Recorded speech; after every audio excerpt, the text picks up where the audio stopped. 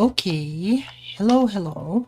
Let's probably not quite finish the fairy song, but almost, I guess. Like today should be like some big reveals. Well, I'm not like sure what exactly is going to happen, but I got the feeling that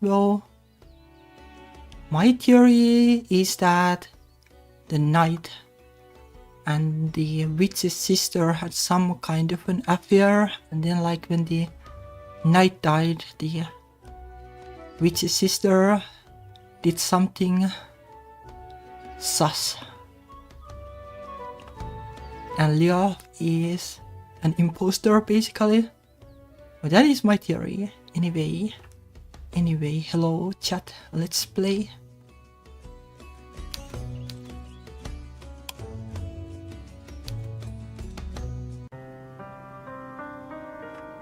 Okay. Alright.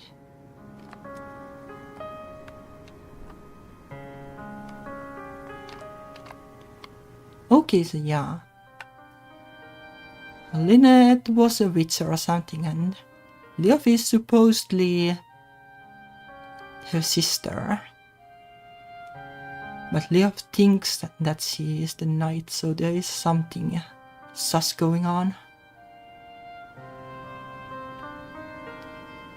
As he wanted to explain, so let's hear it. We can't keep dancing around this issue any longer. You really are my sister. You are the cause of all this chaos. And it is time you took responsibility for your actions. Well, like, how can you take responsibility of cursing the woods?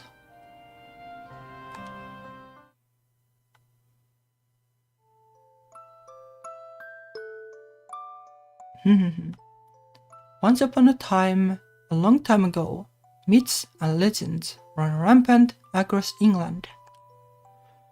The people believed that shape-shifting monsters really did prowl the forests, and stories of King Arthur were widely circulated. In these tumultuous times, magic thronged the air, and fairies were a simple matter of course. That was one of the few things the residents of our small island could agree on. During this era, the country was split into numerous kingdoms, all vying for power. In the north, there was Bernicia and Dara. In the south, Wessex, Sussex, and Kent. One of the largest kingdoms was Mercia, which was situated in the center of England.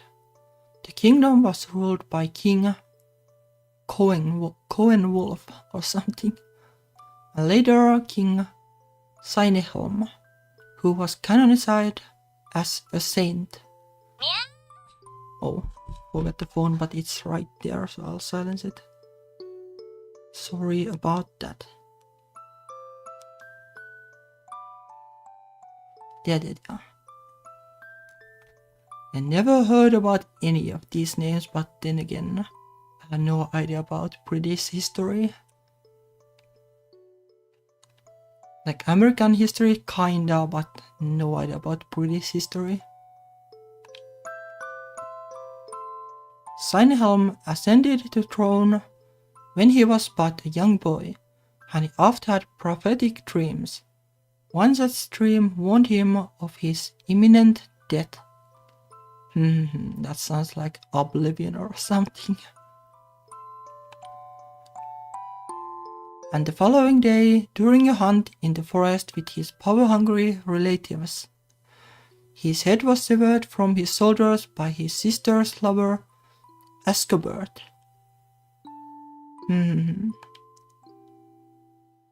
The tangled lives of Mercia's many rulers has little to do with our tale, however.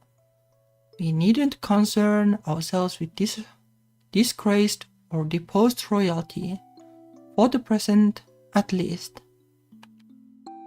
The story begins with a significantly more mundane list of dramatis personae. In Mercia, near the border of East Anglia, there was a peasant family. Okay, that is probably the family of the knight. Like they were peasants, right?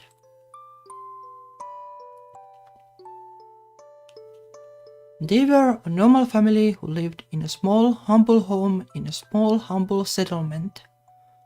The family was comprised of a mother, a father, and 2 daughters, and they loved one another dearly.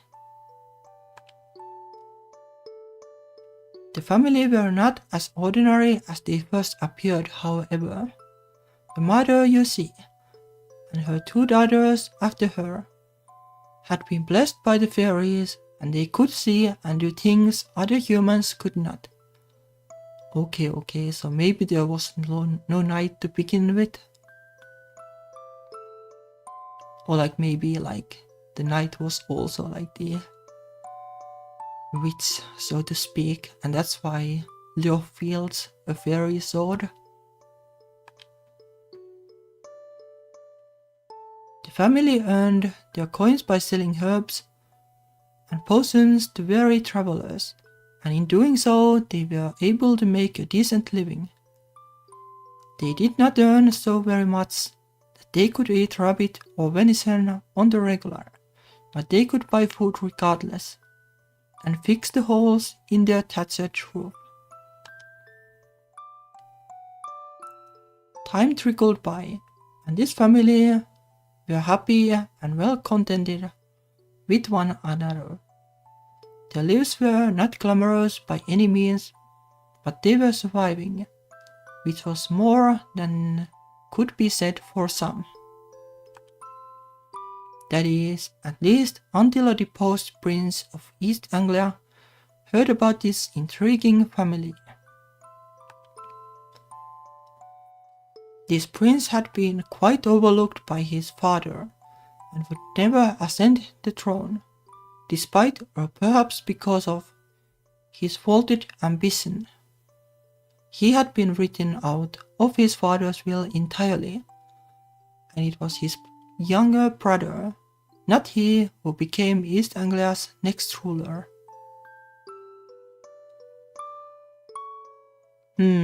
But like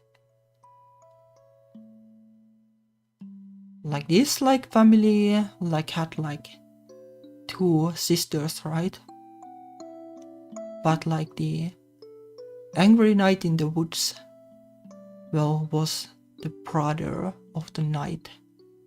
So that doesn't add up, right? Or at least the brother was never mentioned. So that is kinda sus.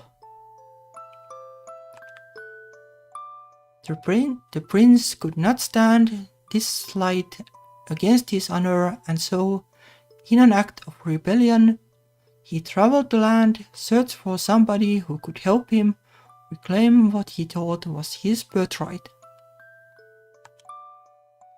It did not take the prince all that long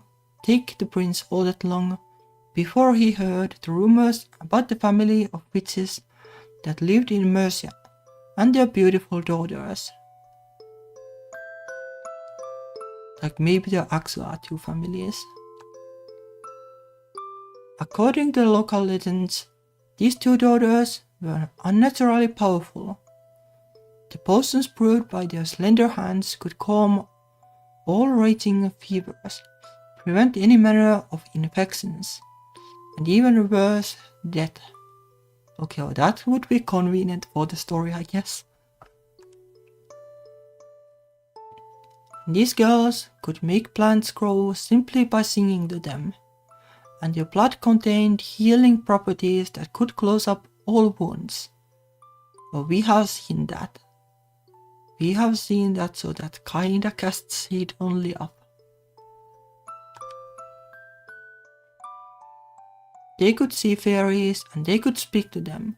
They could speak to the animals that roamed the woods too, from the smallest of birds to the grizzled, angry bears. Flowers bloomed where they walked, and they were forever cloaked in a faint, sweet fragrance, like honey. I don't think we have seen that. But like, probably a lot of this is like humbug. But like maybe some of it is true. But like this is like a fairy tale kinda like narration, so maybe it is unreliable. Anyway, these girls were witches, yes, that much was obvious, but they were white witches, pure and good, who devoted themselves wholeheartedly to helping others. The prince knew a bit of magic himself, but his powers were not strong enough to chance a coup. First, he needed support, and where better to find that than in the arms of a beautiful witch. The prince set out to meet his family, his demands heavy upon his lips. But who is the prince? Like, we haven't seen a prince in the game. But like, this story is a lot of prince. He wanted to marry the oldest daughter, who at the time was in her 18th year, and bring her back to his kingdom. Then the two of them would use their powers to overthrow his younger brother and possibly take the throne. But older sister is Lynette, right? Not sure what the younger's name even was. Liz something. Like Lisbeth or Lysandros. Something like that. The deposed prince offered the family precious jewels and gold and any number of beautiful clothes in exchange for the older sister's hand. Ah, Lisbeth, yeah. Something like that. But the girls' parents hesitated.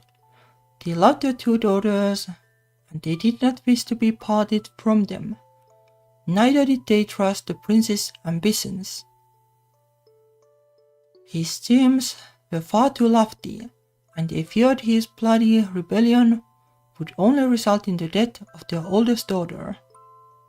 Or that is like a fear, kind of fear, I guess. The oldest daughter, too, was skeptical. She found the prince a rude, boorish sort of man, and she would sooner have wed one of the wild wolves that roamed the forest than take his hand. Oh, rip prince, I guess. At least brutish animals can be tamed by kind words and affectionate gestures. Brutish men, on the other hand, they are an entirely different matter. Well, you can imagine how well this unanimous rejection went down with the prince. Well, typical fragile masculinity thing, I guess. But you know, like, the real solution to this is just like not be a jerk.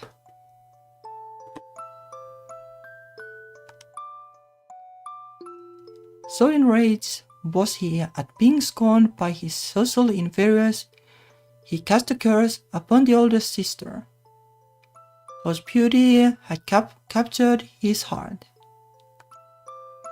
He cursed her so that during the full moon, her visits would be transfigured into hideous dragons. Okay, I see. But this is not the younger sister's fault, right? Like, the curse is the fault of the prince. Like, why the accusation? Like, they are different persons, right? Unless, like, there is even more curse than just one. So I guess there might be because, well, the forest is also enchanted, right? So there's that too that isn't explained yet. Anyway, in her cursed form, she would be doomed to kill all those who stood in her path, consumed by the prince's own deluded hatred and anger. By the by, the prince himself was assassinated when he returned to his own kingdom of East Anglia. His younger brother had, quite wisely, ascertained that his sibling was plotting against him, and he wanted to nip the promise of rebellion in the bud before it could bloom.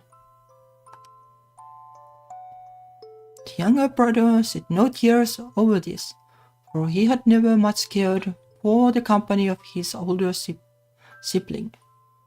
Neither had anybody else. Can you imagine why? But I digress. Though the deposed prince's magical power was not particularly strong, his hatred reinforced his lackluster abilities. The curse held firm, no matter how the girl's frantic family tried to lift it. It was all quite useless.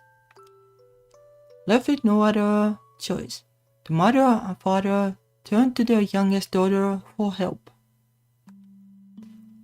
Please, dear Lisbeth, they petitioned her. Though you are only young, we are in need of your aid. Can you travel across Mercia to find an antidote that can free your sister of that prince's curse? The youngest sister was only 15 years old at the time, and she was helplessly naive. She had spent most of her life in her parents' home, brewing potions and picking mushrooms in the nearby forest. It was quiet, sedentary kind of life, peaceful and quiet, without any promise of adventure. The girl had quickly tired of such an existence, and had always longed to explore the outside world. Cruel though it was, she could not help but be somewhat pleased by her older sister's condition, for finally, she had a chance to travel on her own. Freedom was now hers, and she intended to savor it. All right, my dear mother and father, she said, the very picture of contrition. I shall do my best to help my sister. You stay here and watch over her, and I shall help her. You have my word. But the whole while, the sister's heart was pounding, and her palms were sweating. She could taste opportunity on her tongue. Finally, she would have adventure and excitement, and maybe she would even be able to make a few friends. It would be just like the myths and legends her mother had told her. This was the moment that her life would begin. And so the young girl set off on a journey into the unknown.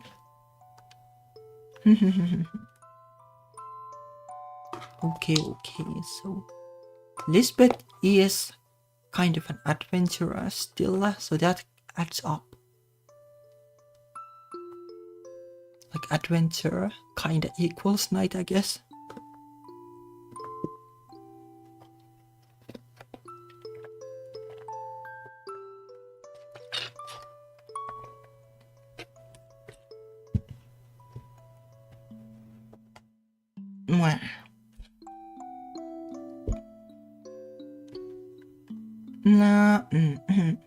She traversed Mercia by foot, a cloak draped about her shoulders to fend off the wintry wind, as she searched for an antidote to lift her sister's curse. Or maybe the curse is just like, well, she never returned. And that's why, like, Lynette is accusing of her of the curse because she never lifted it.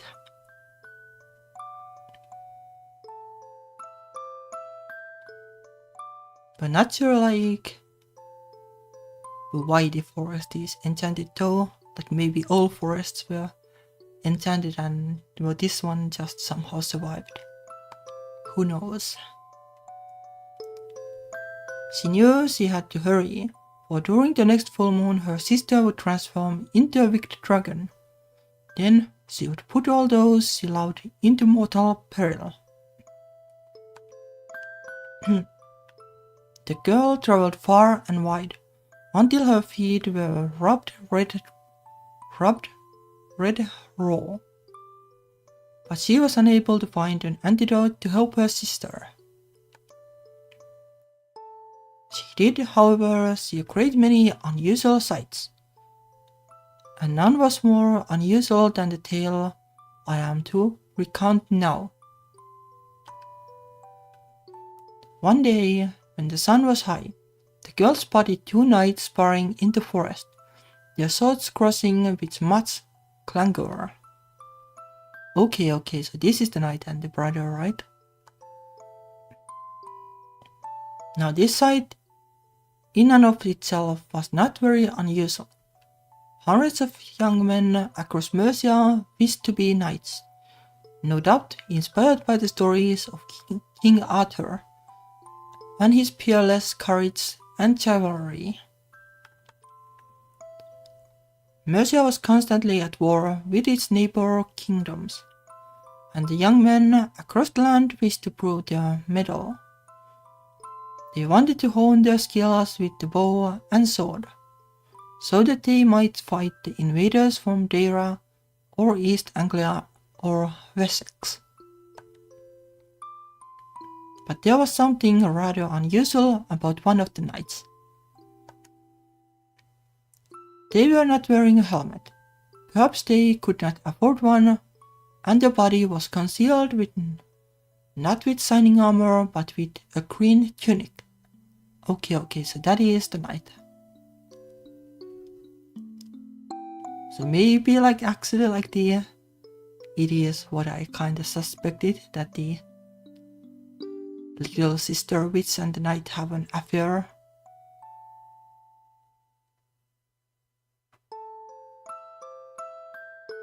And then well, they think that, well, there's no cure, so let's just slay the dragon, right?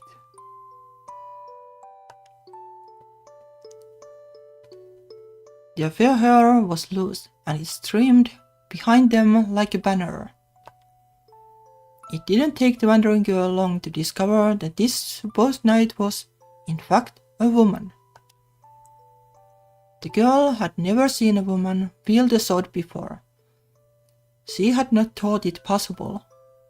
It seemed like something from a story. Though the woman was fending off a foe far taller than she did not falter. Neither did she seem at all afraid. She continued to dance about her foe like a dust moth, flicking first here and there until her foe was quite dazed. Until, with a loud clang, the woman's sword struck through and her foe was felled. "That was a good match, dear brother," the woman said, sheathing her sword. "But I'm afraid it wasn't good enough. Try as you might, you will never be able to best me." "But Leo," the man said, wincing as he drew his helmet off his head, "do you not see what you are doing? You are wearing our poor father sick, playing at being a knight like this.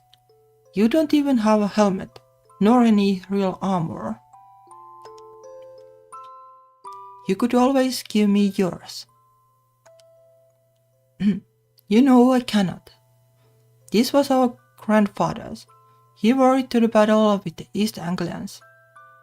He was a fine warrior, but he still died on the battlefield. You meanwhile are only a woman. Do you not see how much danger you are putting yourself in? Well, that has nothing to do with being a woman, like war is war. Gender aside. Like a war doesn't have gender. I may be only a woman, Edmund, said Leof archly, but I was able to defeat you, was I not? Yeah, but... Then you needn't worry about me. I will continue to fight, and you can stay at home and look after father. I shall protect our country in your stead.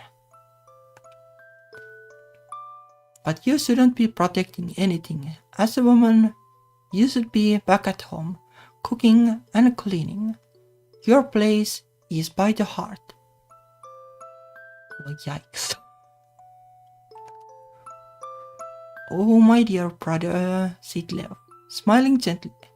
You know that you have always been the better cook than I, and I can scarcely thread a needle. I'm all fingers and thumbs, really. I was not cut out for delicate things like that. Then how can you stand to swing a sword about? That is different. I fail to see how. A woman who can't thread a needle has no business fighting. One day you will get killed. Or so did your grandfather. And one day, my dear brother, I'll make yourself sick with worrying. Do not fret so much. I shall be fine. But Leo. And before I go, I think I will take Maponus with me. He will make my journey rather simpler. Okay, she's basically stealing the horse. Leo made her way over to a white horse, who was tied up to a nearby tree stump. Her defeated brother could only watch, nursing the wound in his chest with narrowed eyes. You do not know what you're doing, Leof. Women should not fight. It is an affront to God. I think it would be more of an affront for me to remain at home. My head bowed when I know the East Anglians are plotting to attack, and I know my services could be of some use. In tumultuous times such as this, we must all do what we can. I would rather protect my father from foes than poison him with my sorry attempts at cooking. You are being ridiculous. Please listen to reason. But Leof did not listen. Patience had never been one of her strong points. Oh, that is true. Instead, she seated herself upon her brother's horse. Maponus had always liked her more anyway, and turned galloping off through the forest. Lisbeth thought of this encounter long after the sound of the horse's hooves faded into the distant memory. So like, Axel Leof has like nothing to do with this story at all, right? Like she just went to war. Probably. She thought of this strange girl as she made her way to a nearby inn, She thought of the girl as she ate her food. She thought of the girl when she went to sleep at night. Now, there was somebody who was living life to its fullest. Hello, chat. The female night had been bold and bright, her smile even warmer than the sunshine. Her eyes had been blue enough to drown in, like twin lakes, and her hair was trimmed gold corn. Okay.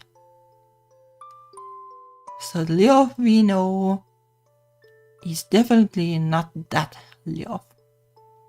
Because the Leof we know has brown hair and probably brown eyes too.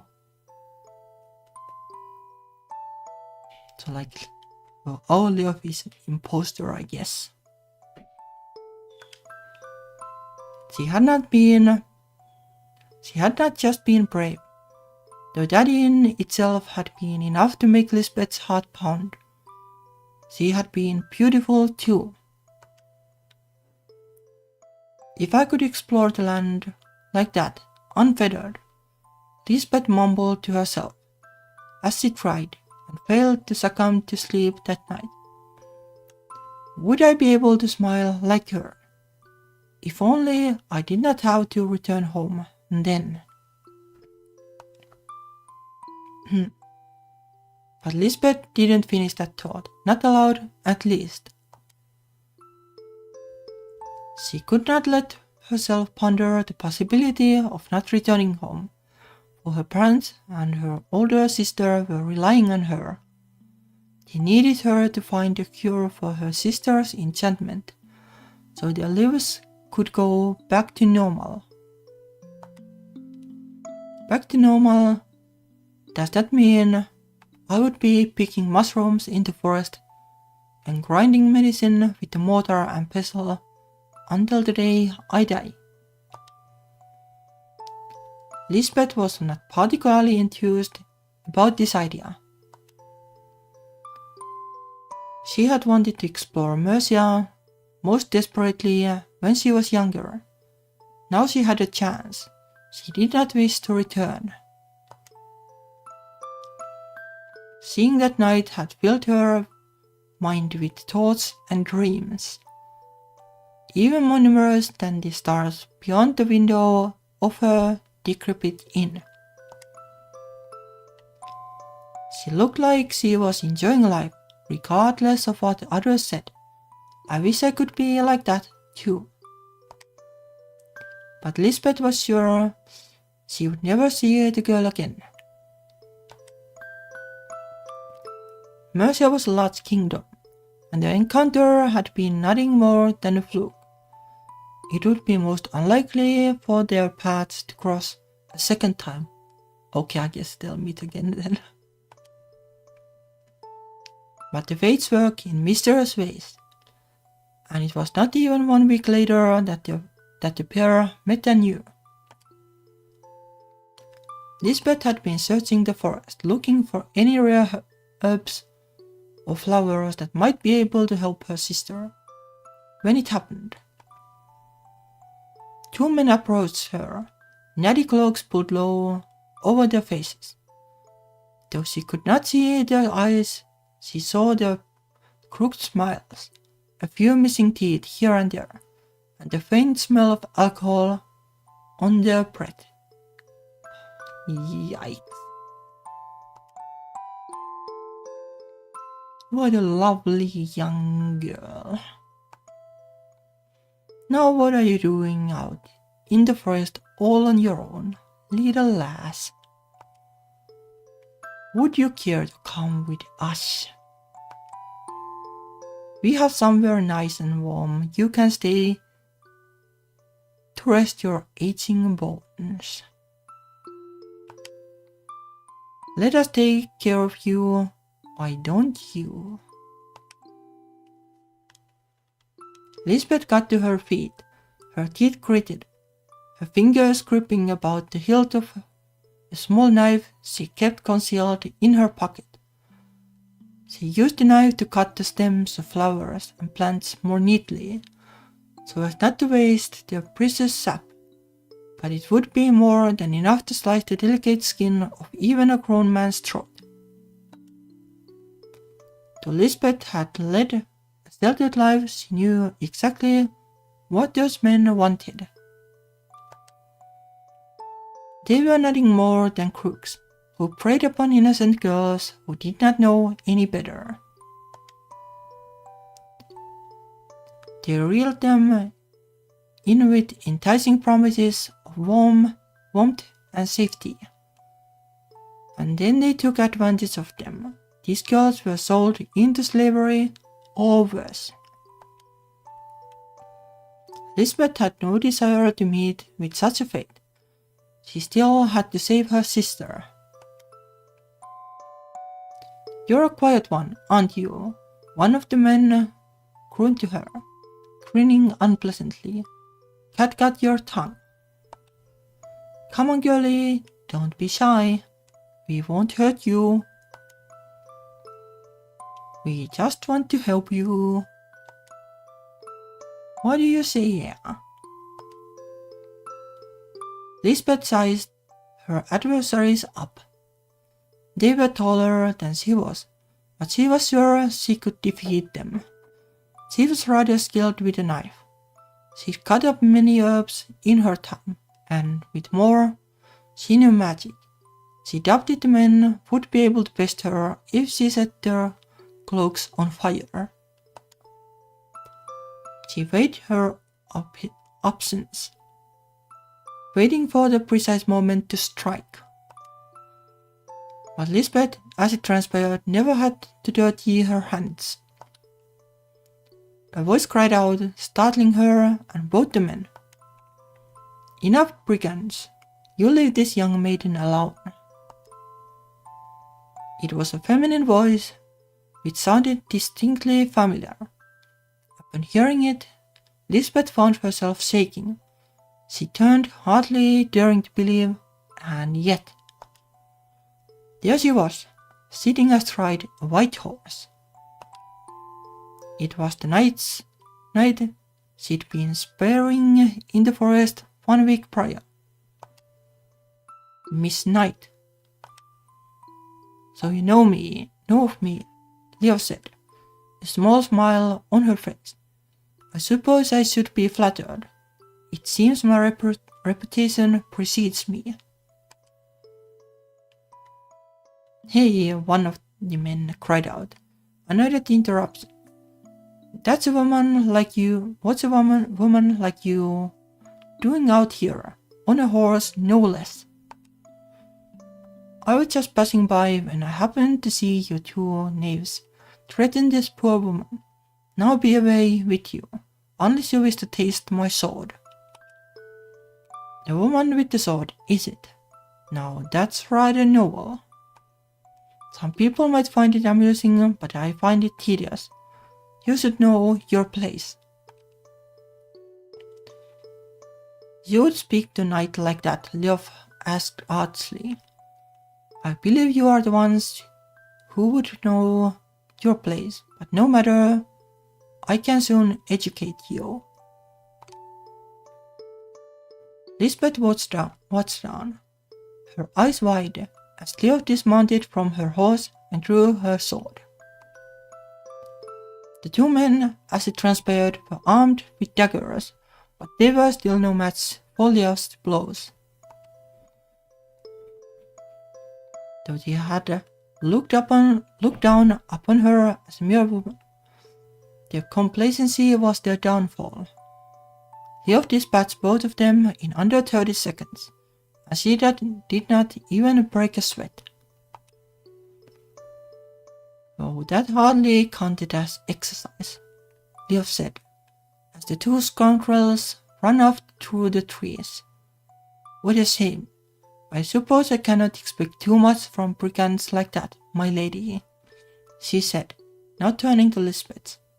"Are you hurt?" Lisbeth was not physically hurt, no, but her heart was pounding harder than it ever had before, and her cheeks were burning. For some reason, it was hard simply to look into the knight's eyes, but Lisbeth knew she had to try. She had dreamed of seeing the knight again, and now her wildest fantasies had been fulfilled. She could not let the moment pass. "You can do this, Lisbeth," she told herself. "Do not be a wet blanket now, just talk to her." So Lisbeth opened her mouth and said hesitantly, "Oh no, I am quite alright, thank you." "Well, if you are sure," Lev said after a pause, "and do you have anywhere to return? Where is it you are going?" "About that, well, the thing is, I don't rightly know." "You do not know where you're going?"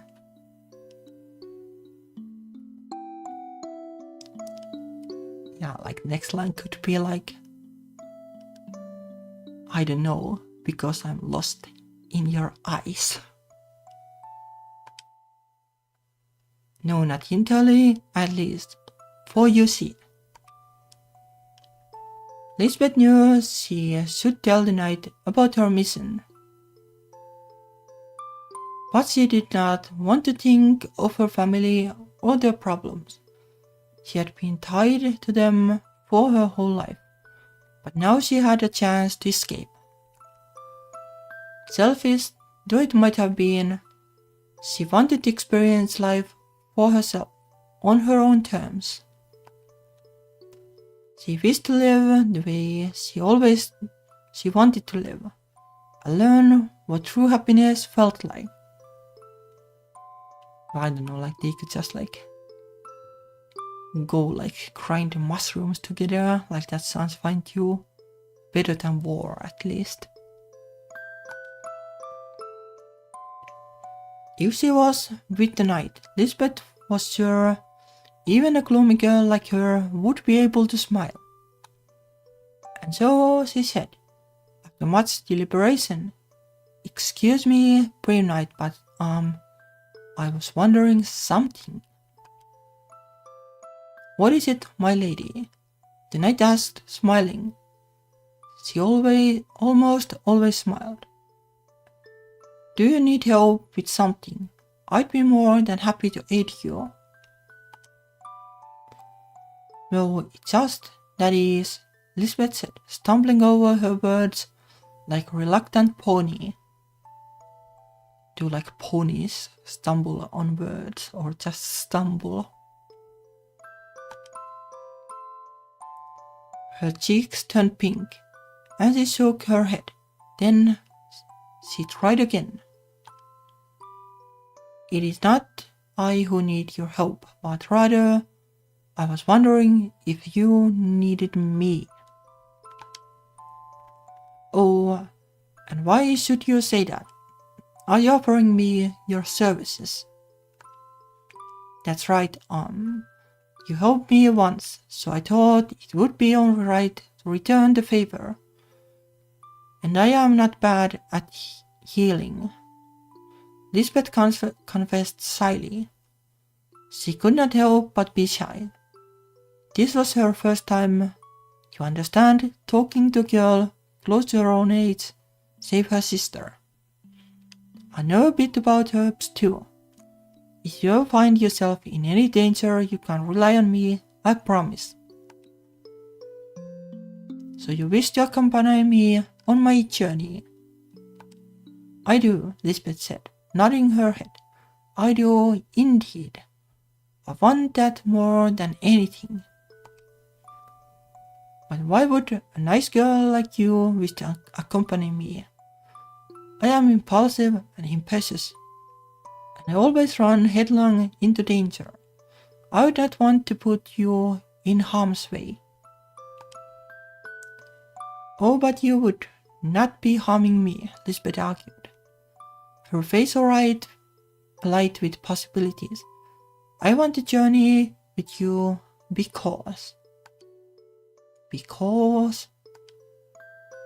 because I have never had the chance to travel before, and I want to see some of the world that surrounds me. It was frightening on my own, but if I could be with you, I think I would grow to appreciate life a little more.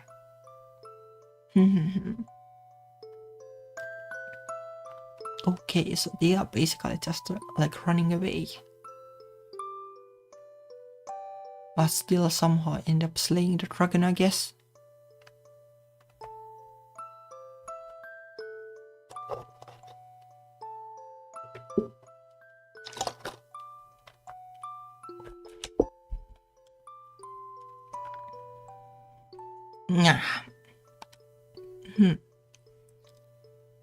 Lisbeth knew deep down that she was making a poor decision. Her parents had sent her off into Mercia so she could help her sister. But after meeting love, Lynette was the last thing on her mind. Lisbeth had led a sheltered kind of life. Her parents said it was for her own good. You know magic, Lisbeth. If others caught you on your own, you would be in great danger.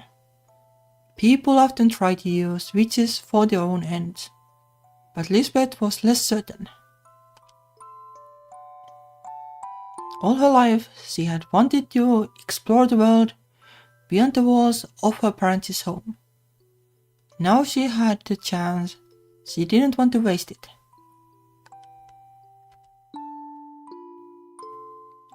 Why should she care overly much about her sister's fate anyway? Lynette was older than her by 3 years. As her elder sister, Lynette was supposed to care for her, but nothing could be further from the truth. Lynette was a bully who often delegated tasks to Lisbeth, and whenever things went wrong, Lisbeth always received the blame. Lisbeth loved her sister, she supposed, but she did not particularly like her. But that's kinda contradictory. In the end, it was almost too easy for Lisbeth to walk away from all that. She asked the knight, her eyes shining with admiration, if she could join her. And the knight, after some deliberation, eventually agreed. That is how the two girls came to travel across Mercia together, fighting monsters that posed a threat to the general populace and sleeping beneath the stars. Lisbeth used her magic to craft Leof a new sword that would not shatter, and armor that could protect her from any foe. The young witch had never used her powers to create items that could kill before. She had only ever used her magic against magic hands to make potions or heal wounds, but everything was different now. Lisbeth felt different too. She cared for Leof more than she had cared for anybody else, as she desperately wanted to help her in her quest. Others mocked Leof's attempts to become a knight, but Lisbeth would always support her. That was because she loved her. Okay, well, I guess this much. Whenever skirmishes erupted between Mercia and East Anglia, or Mercia and Dara, or Mercia and Wessex, Leof was there to fight, sword in hand. The knights who would have objected to the woman's presence had little to say when Leof disguised her identity beneath cold, unfeeling armor. Okay, so that's why I like the legend about the knight and the dragon mistakes the knight as a guy, I guess. So that means like they slay the dragon somehow, but it gets undone, I guess. Or maybe they kinda slay the dragon, but not really.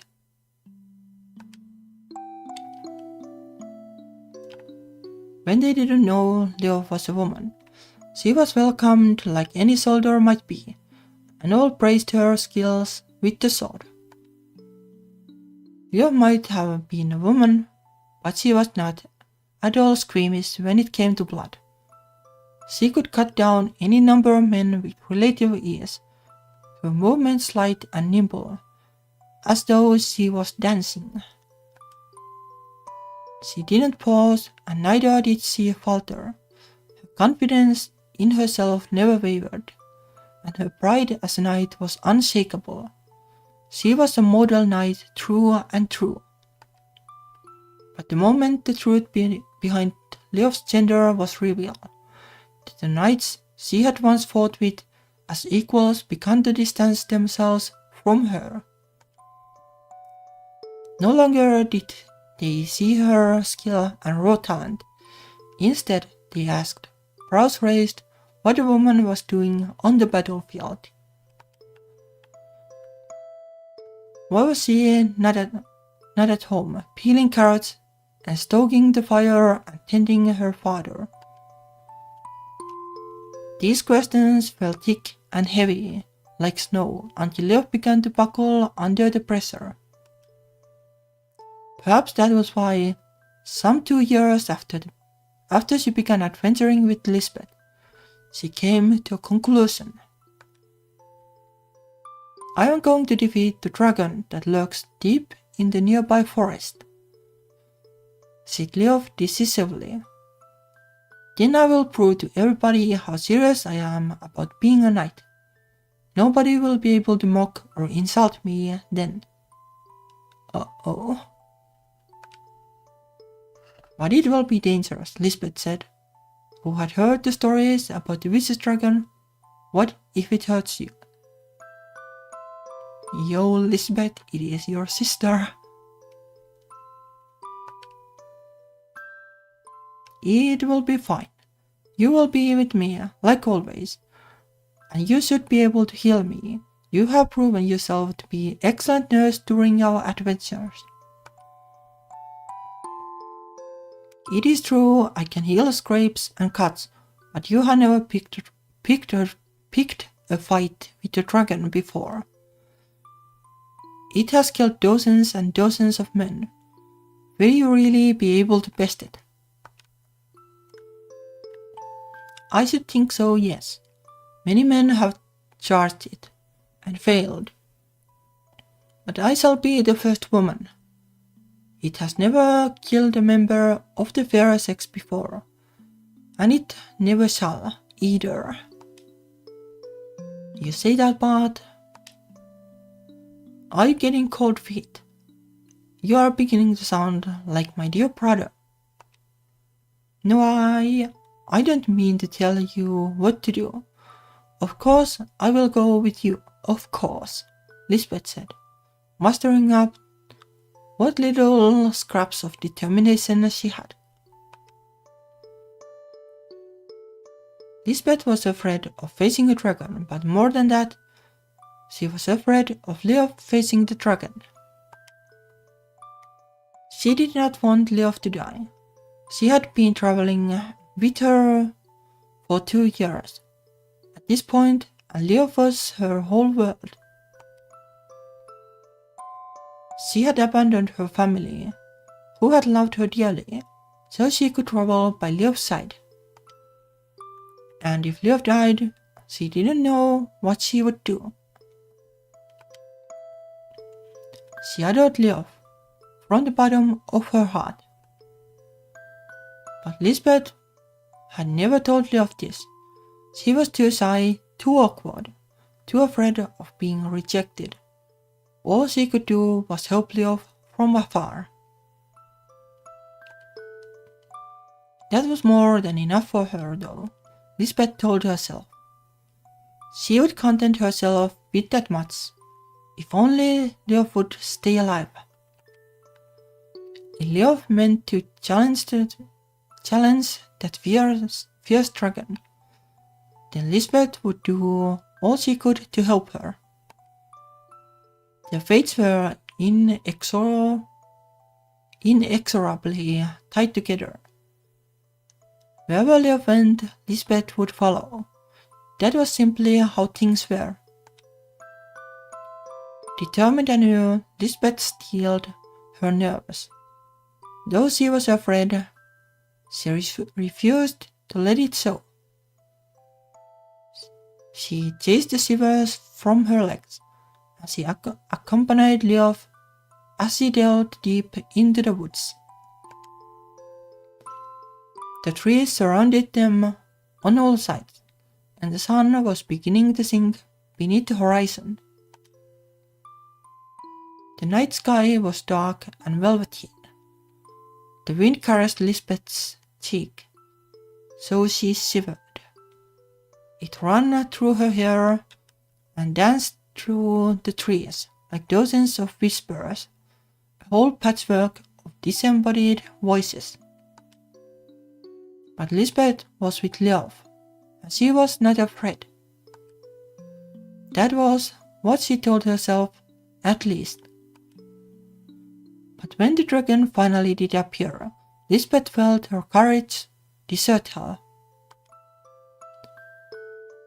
One look from the beast's eye was enough for the girl to finally realize that, or rather who, that dragon was. In a way, Lisbeth had known the moment she had heard the rumors of savage villages, charred trees, and the wake of dead or dying knights with broken limbs and twisted necks. These stories had only begun to crop up a couple of years prior, after Lisbeth had left home. She had told her parents she would find an antidote, but she never had. She had instead been quite swept up by love, and her love, and the promise of a new, exciting life. She had tried to forget her family, but they had not forgotten her. Lisbeth could see the recognition in the dragon's eyes, and it almost destroyed her. Her sister still lurked inside that fearsome beast. Through its delirium, it could recognize her. Lynette was still in there somewhere, and Lisbeth did not want to hurt her. She did not want to hurt anybody, but she had no choice. All Lisbeth could do was watch on, frozen, her eyes wide, as the beloved knight and her own sister began to fight. Claws locked against Leof's sword, sparks flew in the air. The dragon howled, and Lisbeth clapped her hands over her ears and covered in fright. She had always been a crybaby. That was why Lynette had teased her so much. Lynette had told her there were monsters in the forest with razor-sharp teeth, and she had believed her unquestioningly. But Lynette had been right. She was the monster now. She had destroyed her old home and killed her parents, and if left unchecked, she would kill everybody else. Lynette had murdered dozens of once brave knights, all desperate to bring her down. It was all Lynette's fault. Yeah, all her fault. All her fault. Too bad she didn't have an antidote. If she had found an antidote for her sister, none of this would have happened. She had failed. I will not let you get the better of me. Leo and the dragon exchanged blows. Leo was able to pierce the dragon's heart with her enchanted blade, but the dragon was berserk with rage, and it was not content to die so easily. It clung onto life, desperate to take at least one person down with it. The dragon turned its head, teeth bared, and with what little energy it had, it struck out its sharpened claws. Leof tried to dodge, but for once, the one time when it really mattered, she was too slow. The dragon caught her with its sharpened claws. It ran her through. The dragon's mighty talons pierced Leof's ribcage, and blood sputtered from Leof's mouth.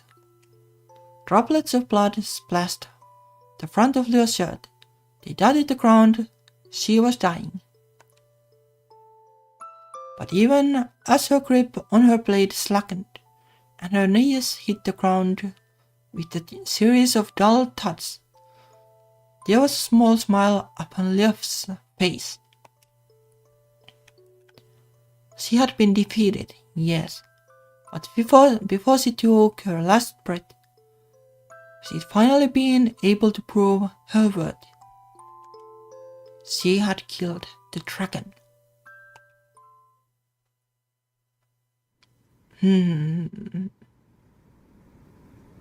No. Oh, yes, like it kinda adds up.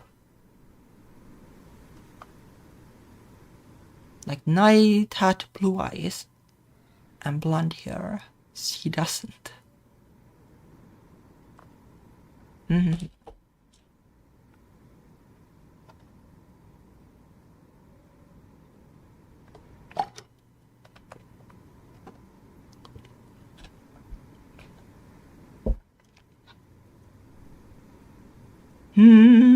But what happened then? Like the dragon did not die.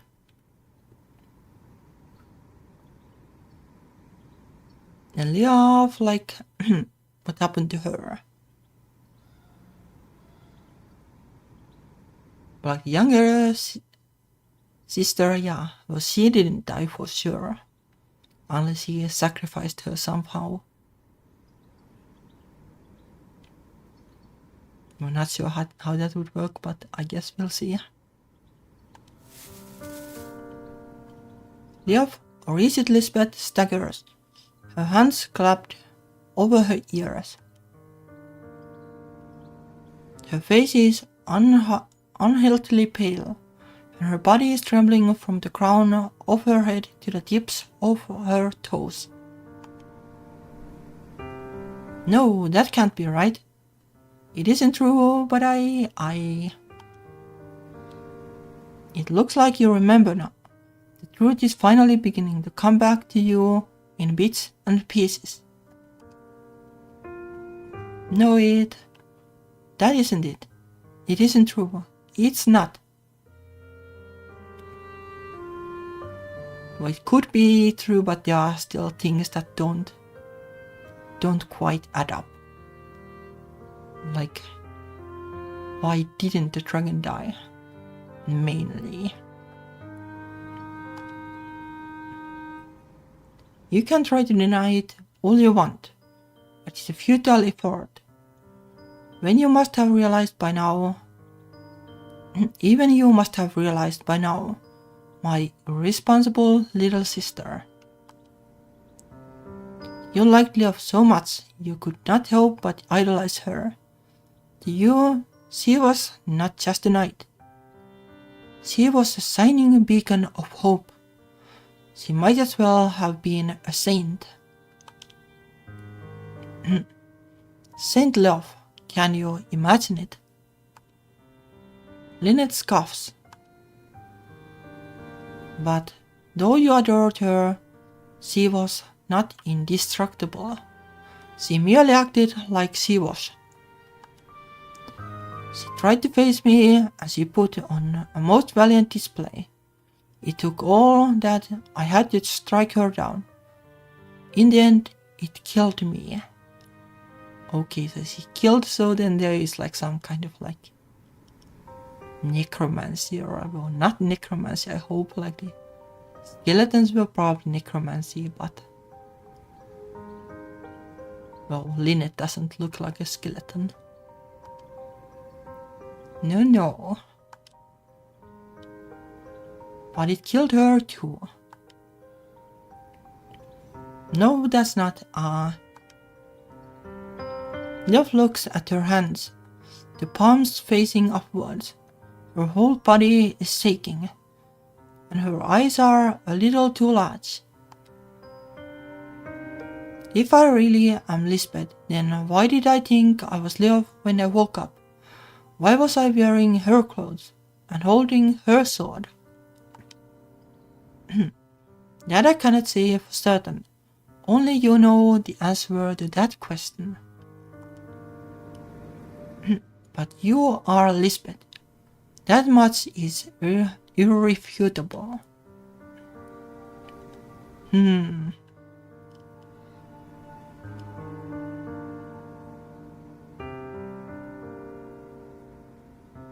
Wait. Like, the dragon killed the brother too, right? Like Leo's brother. So like he should have also been dead, for sure. At least I would imagine that. Like there's just... Well, actually no, I don't know.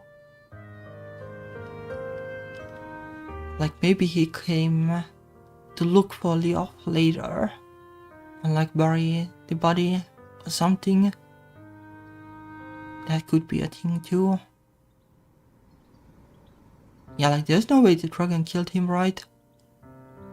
Because Leo went there first. Like it killed Lisbeth's and Lynette's parents, but that's probably it.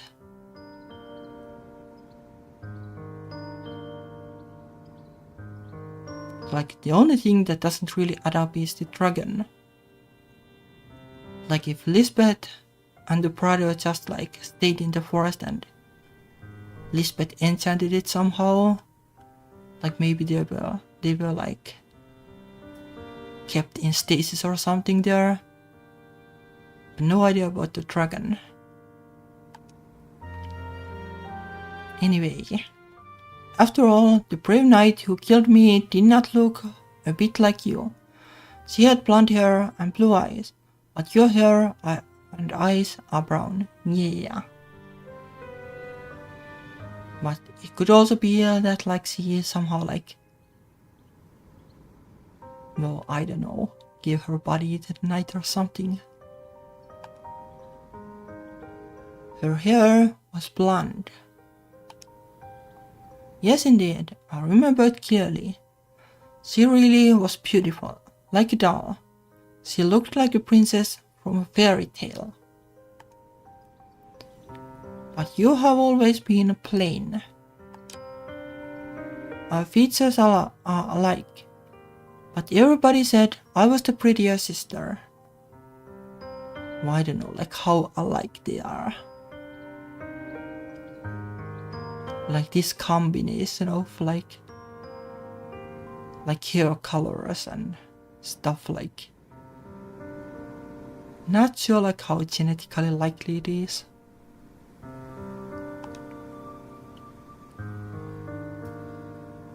Sisters, I see. Maybe that is right. Lisbeth presses her fingertips against her face. She feels her cheeks, then her lips, then the bridge of her nose, as though she's touching them for the first time. I knew she was going to die, but I couldn't accept that. She meant everything to me. I loved her, but I never told her. I was too much of a coward. But still, I wanted to save her.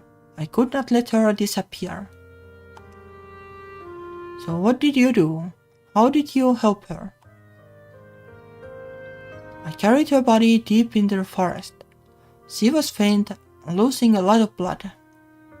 But she wasn't dead. I laid her to rest inside a secret glade, then protected it with any number of enchantments. It was hard work. I used so much magic, the tips of my fingers felt numb, and the blood in my veins ran cold. But I was determined to protect her. I refused to let anything harm her. And then I placed the spell on her with my last vestige of magical energy. I enchanted that pendant Mother gave me to remember it. It was a gift for my 14th birthday. Okay, that pendant has history, I guess.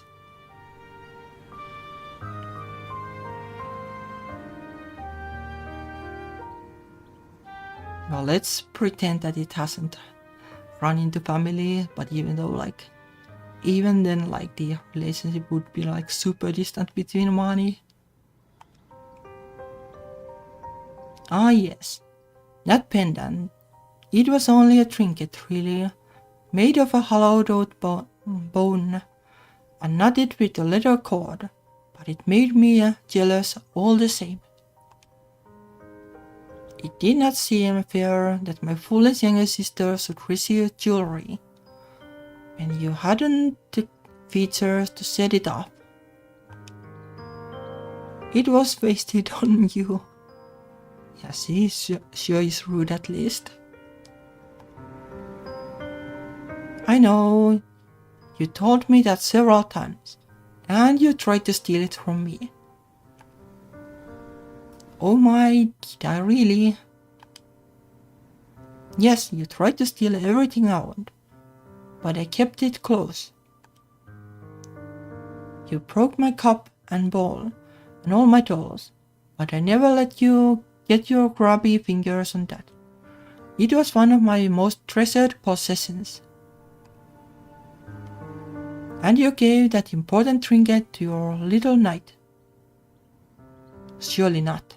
Surely not because Mani got it.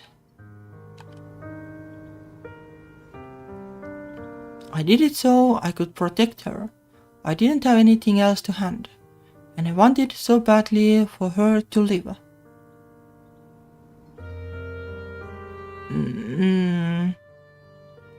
Now something doesn't add up then. Why is the pendant in the village, or why was it there?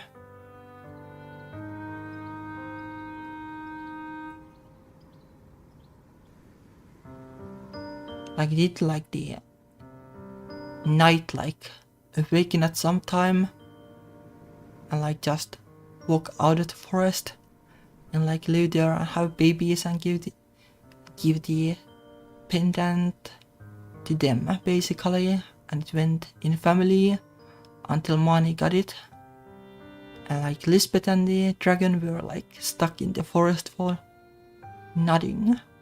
I don't really understand. I enchanted that necklace, then I draped it about Leof's neck. Yeah, but it wasn't there. I thought if she could rest in that glade, protected by my manifold enchantments, she would be safe. She would sleep forever, like a princess from a fairy story. But she wouldn't die. So is there another corpse then in the forest? Surely not, because the pendant wasn't there.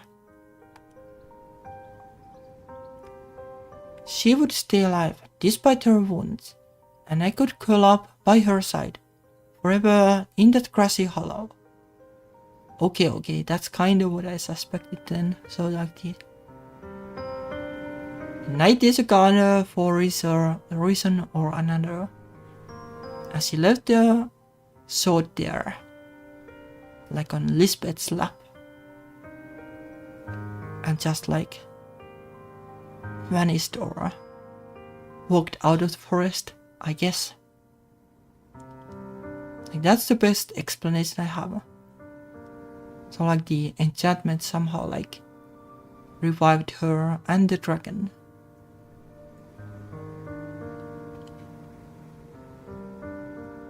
Or something.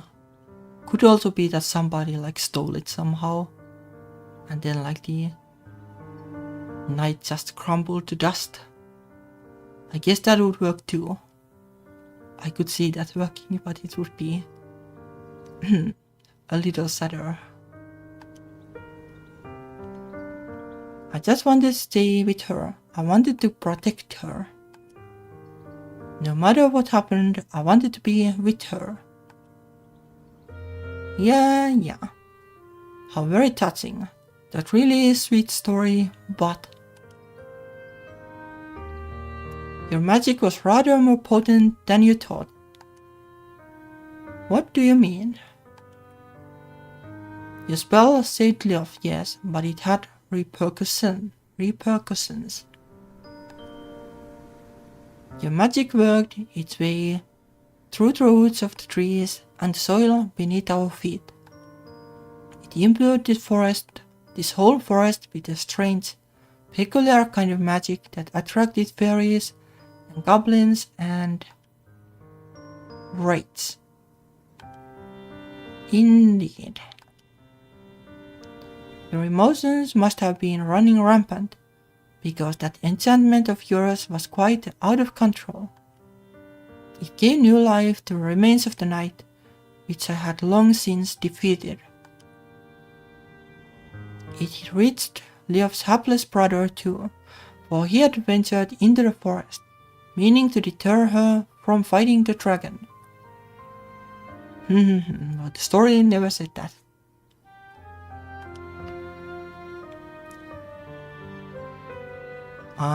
He was unable to make it in time, but your enchantment kept him bound to this forest, unable to move on. Okay.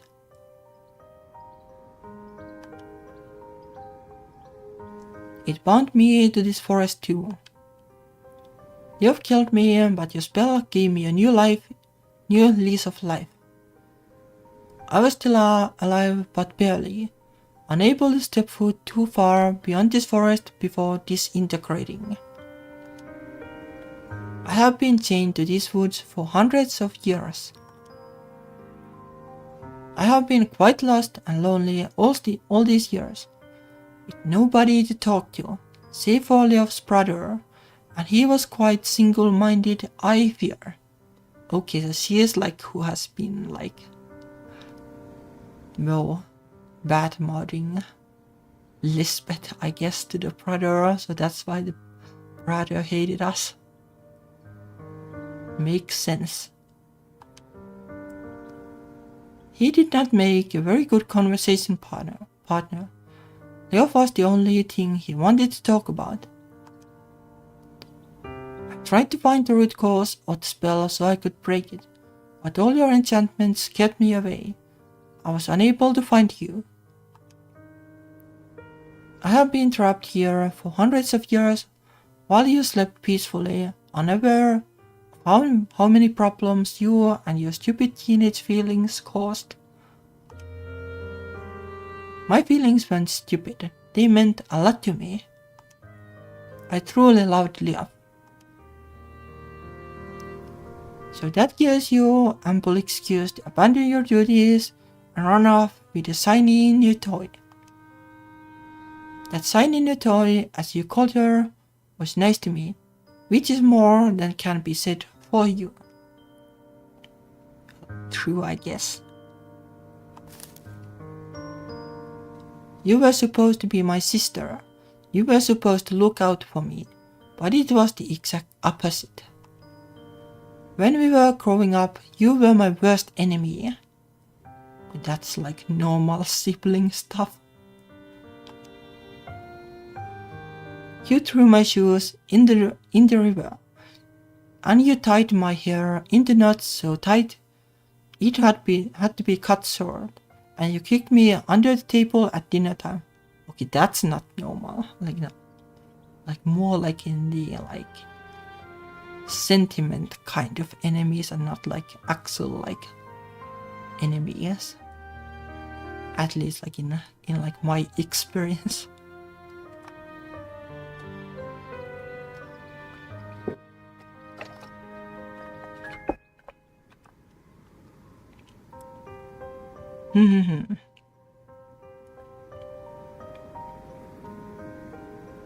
Well, I guess like the night just left then.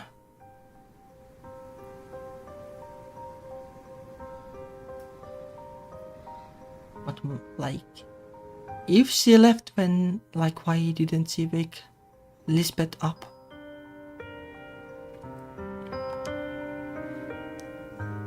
You plucked all the blackberries from the forest in the summer, and you never let me have any of them. You ate them all, every last one, even when you got juice all over your lips and cheeks, and you gave yourself a stomach ache. You couldn't sleep that night because it hurt so much, and I refused to give you any medicine, and I was the one who got scalded. Okay, well, yeah. Lisbeth stands there trembling, her gaze directed at the ground. When you were cursed, I felt glad. I could never get the better of you, but that prince did. I was pleased you finally got what you deserved. So you think I deserve to suffer for centuries based on some pretty petty childhood squabbles? Well, I don't know, like, if she was like 18, like she understood well enough what she was doing, so it's kinda deserved, I guess, but not like that is a bit of a harsh punishment still. But like, well, let's say that she's not like entirely innocent, like she was a bad person, but maybe still like not the right punishment. They might have seemed petty to you, but I was a child back then, and those squabbles were my whole life. I lived a life of being pinched discreetly when father's back was turned, and having my things stolen and my clothes cut up. It was so bad I couldn't handle it anymore. I couldn't stand the thought of being back to the house and all your mean-spirited abuse. The only thing I could do was run away. But like, maybe that's like part of the story, but like the actual like narration sounded a little different. I just wanted to be happy. But like, I do kinda understand this though. Like, it does like make sense.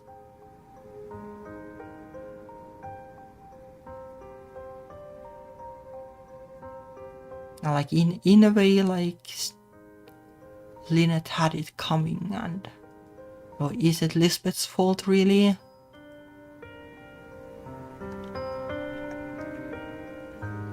And fine mess you made of that, just like you did with everything else. Your pursuit of happiness cursed this whole forest. You damned us all. Lisbeth winces at this, some of her self-righteous anger evaporating. She looks at her feet, her expression heavy, and sighs. I know, you're right about that, and I suppose I do feel guilty. You were always cruel to me, but I never meant for you to suffer so.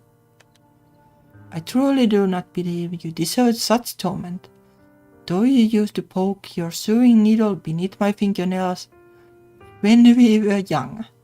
Okay, that's like torture level like mischief, so yikes. You teased me, pulled my hair, and sometimes you scratched me so hard I bled, but you were still my sister. I did care about you deep down. But you cared about your knight more. Like, that is pretty understandable. Like, Knight was actually a good person. Maybe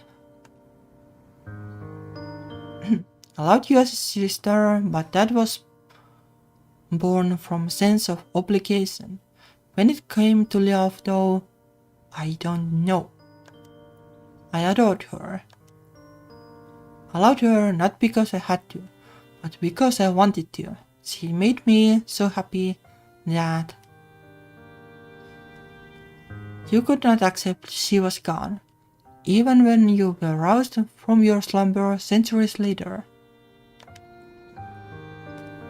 She meant so very much to me that I suppose my memories must have been muddied. Like maybe they like somehow merged. Like during the slumber. It kind of feels like that. Like she has like the fighting abilities and stuff. But Lisbeth like never fought anything. Like she never wielded a sword, only like a dagger or something. It kind of feels that they somehow merged. But it doesn't explain what happened to the pendant, so maybe that's not actually the case. My dreams during those centuries must have revolved around her, and when I awoke, I really did think I was her. I knew so much about her. It was easy for me to confuse her memories with my own. She had told me so much about her past during the 2 years we were together, and I had always wished I could be like her. Eventually, I convinced myself I was her. But now I know I was deluded. If I had realized I was really Lisbeth, the witch who betrayed her own big sister, the guilt might have consumed me. So you can feel guilty. I was beginning to worry. At least I know you're still a human. Though unlike somebody else who hasn't shown like any guilt whatsoever. That's right, I am a human. I have always been a human. I feel things too much. My feelings get hurt easily. I cry a lot. I know, Daddy. That is why you used to bully me so much. I must admit, your reactions were most amusing. But that was not who I wanted to be. I wanted to be strong and brave, like her, and I wanted to smile like the sun. I did not want to regret who I was, and I did not want to regret my past. Well, I guess Mani is getting like a new goth friend, in addition to girlfriend. Like, I don't think she's going to be like all smiles and sunshines anymore. I wasn't always very happy when I was alive. When Mani gave me a second chance, I was determined to follow Leo's example. I wanted to be happy like her. But I am not her. If I am Lisbeth, not Leo, then... Lisbeth glances around the forest, her brow furrowed. What happened to her? Was my magic able to heal her? Or... I swallow. Oh, she has blue eyes and blonde hair. But like that doesn't add up for sure. Like, she is Mani. I have been paying a close attention to this back and forth between these estranged sisters, all the while doing my very best to piece this complex narrative together. Like, maybe the night just really just left and like built a family, and like that's why the pendant was at Mani's grandma, and that's why Mani has blonde hair and blue eyes.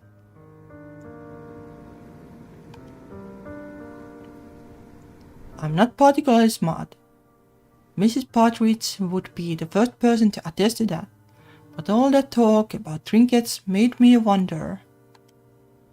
If Lisbeth left Leof with an enchanted pendant, then I am not exactly certain, but I think I know what happened to Leof. You do? I have a... What would they say in Silent Witness? Hunts. No, that's not quite right. I think they'd probably say hypothesis, I guess. Oh my, how amazing, you sound like a detective, Manny. I am not sure what a detective is, but for a human without any magical powers whatsoever, you are awfully astute. Go on then. What is your hypothesis, human girl with a strange name? She thinks I have a strange name. This is definitely a case of the pot calling the kettle black. But I'll disregard that for now. There are more important matters at hand, and mysteries to solve. I'm so close to the truth, I can almost taste it in my fingertips. Not that fingers can taste. This might sound crazy, but I think Leof recovered from those injuries. She was on the brink of death after being attacked by the dragon, but Lisbeth's magic was able to save her just in time. She cast a protective spell around the glade that nobody could ever hope to penetrate.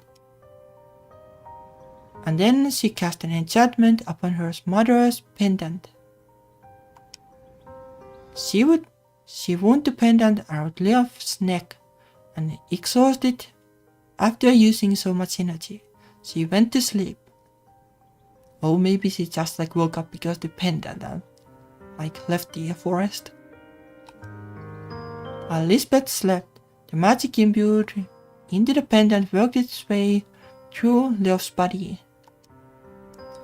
She made a full recovery, and then she opened her eyes. When she woke up, she was deep in the heart of the forest. Maybe she was a bit confused at first, and she didn't know what had happened. But then she saw you sleeping beside her, Lisbeth, and she must have figured it out. She realized that you must have used your magic to rescue her, and for that she was grateful. She didn't want your sacrifice to be in vain, so she left the enchanted glade and she left the forest. The rest is all conjecture. Oh yeah, kinda what I suspected. So she just went and lived and had children, and then that's why the pendant ended up there in the village. As if the rest of my so-called hypothesis wasn't. But I think she continued to live as a knight. She fought in many battles and drove back dozens of mysterious beasts.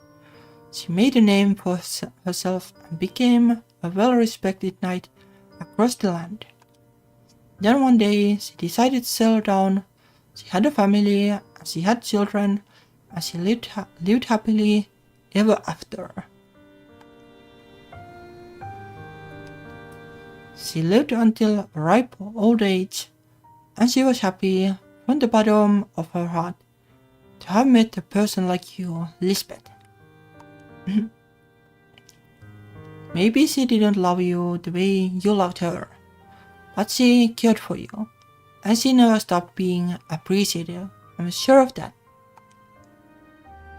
Oh man, that really is a nice story, but That is all it is, a story. Where is your proof?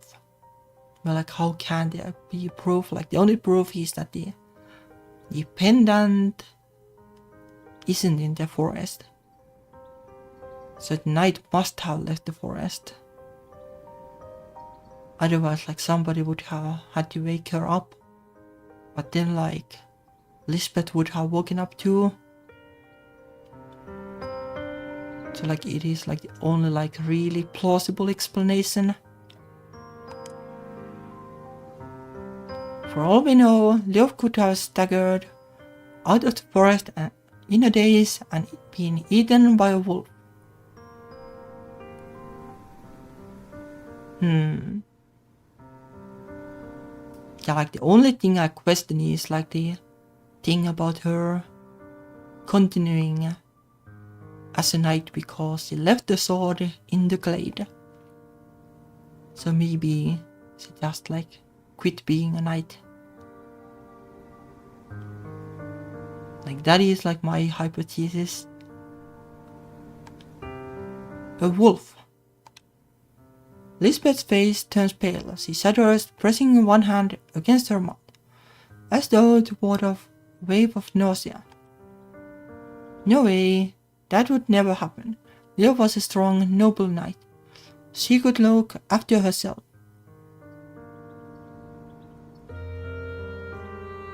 Yeah, also, like, one thing is that, like, the horse, the Maponus, wasn't in the forest anymore. So I think she just, like, left the sword and rode away, probably. But could also be that the horse was, like, slaughtered or ran away or whatever. But, like, if Leof's brother got trapped in the forest, maybe the horse got trapped too. Oh. Sorry about that. Well, I guess let's save while at it.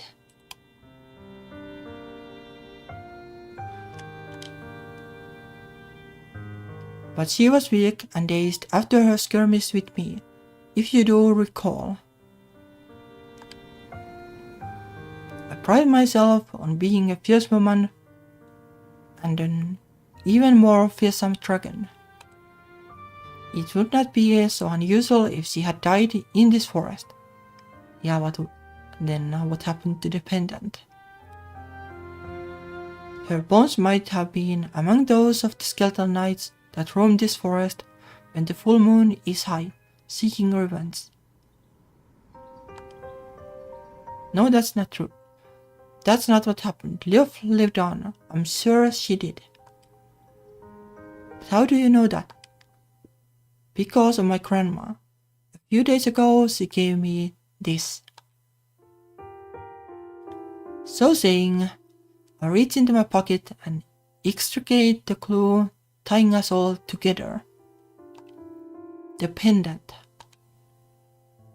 The pendant is comprised of a braided leather cord. A circular stone hangs from the cord, with the hole carved in the middle. It kind of looks like a big donut. But supposedly it is made of bone, I think, according to the story. When I first extricated it from the wooden jewelry box, I thought, that's all, like any ungrateful granddaughter might. I only kept it to make Gran happy, but now I can see it's imbued with powers beyond my wildest imagination.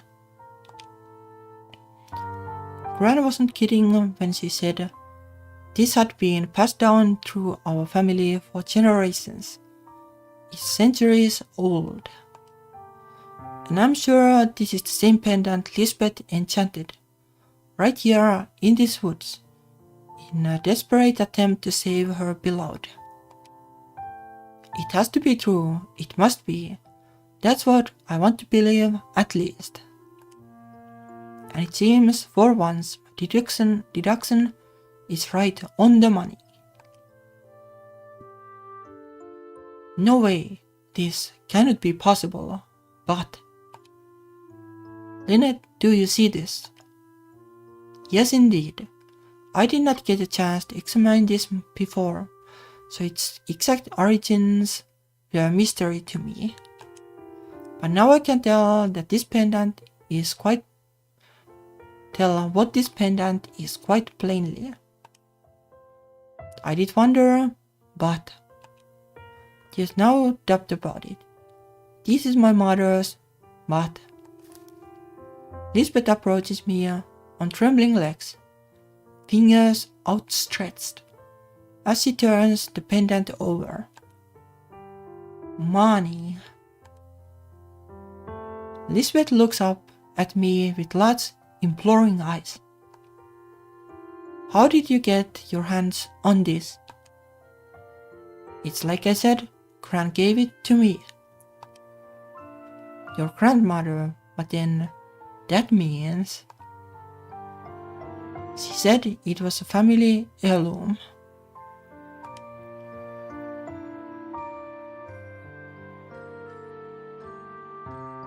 Alright, but yeah. I don't know why I thought like that, but there's just money is related to Lisbeth or Lynette, she's related to the knight. I guess the pendant, sure, that comes from their side, but that's different.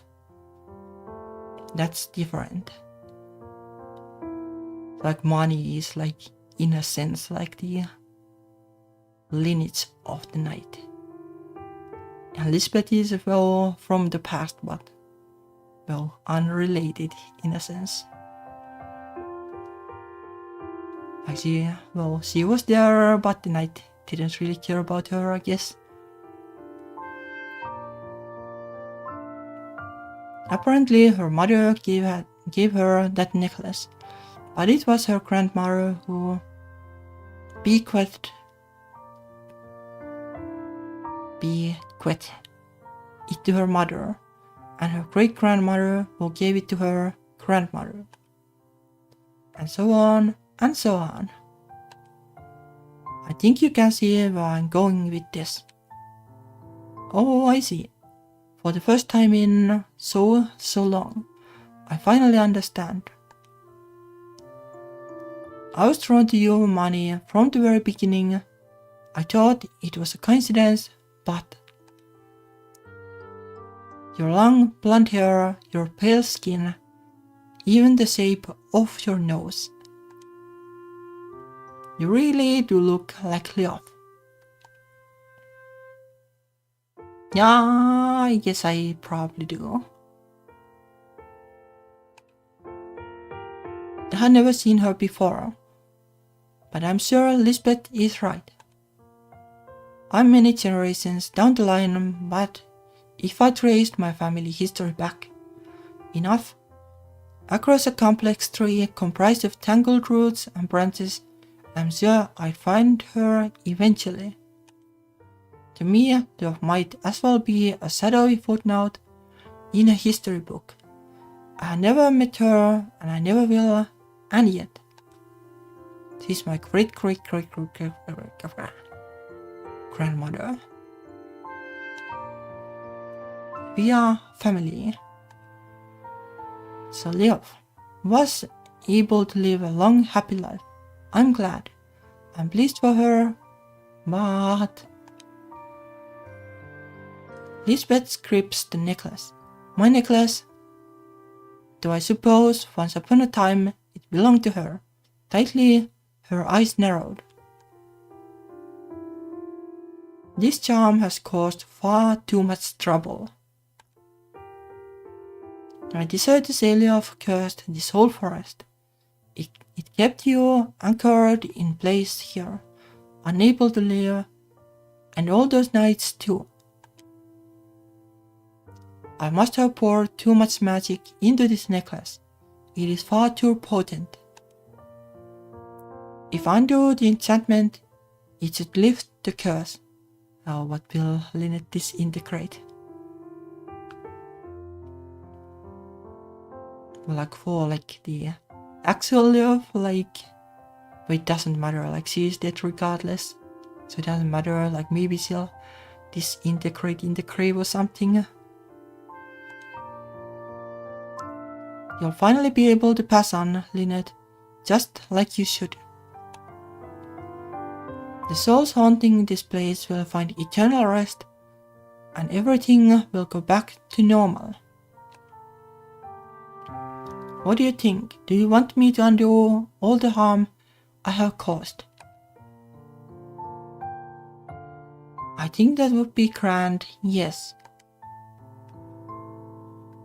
I wish you had thought a bit more before you cast the spell, my stupid little sister, but I suppose I cannot be too mad with you. You are my flesh and blood. You are all I have left in this world. And though I may have been abominable to you when you were younger, I really do love you. I love you too, Lynette. Love you a lot, and that's why I don't want you or anybody else to suffer because of my selfishness. I'll remove this enchantment and then you can finally rest.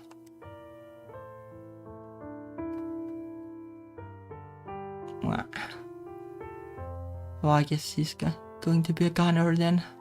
Nope. Lisbeth closes her eyes, mumbles something beneath her breath. It's light and lilting, like the ocean waves, spoken in a strange, foreign tongue I can't understand. Is this how people spoke in Anglo-Saxon England all those years ago? If my history teacher were here, I'm sure he'd have a field day. But no, nobody would believe a scene like this. Hundreds of years ago, people across England unanimously believed in witches and dragons and fairies. The country may have been divided into uneven chunks like a child's birthday cake, but superstitions persisted from Sussex to Mercia. That was something the people could put their faith in. Witches and magic were real and concrete, just like saints and angels and miracles. King Sinnahelm had prophetic dreams. Many centuries ago, this was all a matter of course. But nobody believes in myths and legends now. I could tell my teachers about all the fantastical scenes I have witnessed, but they would never believe me. Nobody would. Instead, I vow to keep this moment shut up inside my own head. A death-defying battle with the vicious dragon, the soft whispers of fairies among the trees, the lilting cadences of a bygone language. I'll remember it all. Even as magic fades from my pendant and the earth shifts beneath my feet. Lynette is beginning to break away. Beads of light dance about her body like fireworks. She's fading.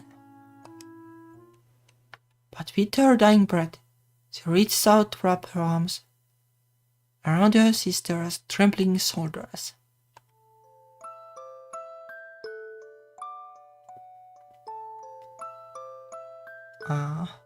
Lynette, oh Lynette.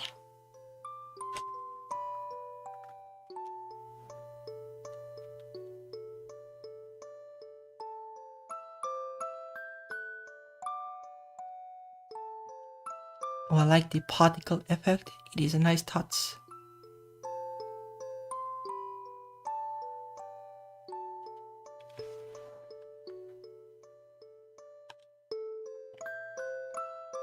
It's alright, Lisbeth.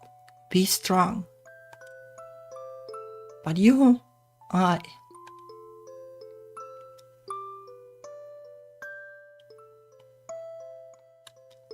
we have barely had any time together, but you're already vanishing.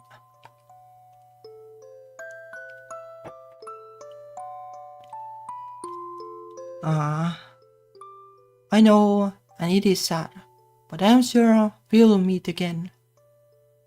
I believe that wholeheartedly. Are you sure? I am. No.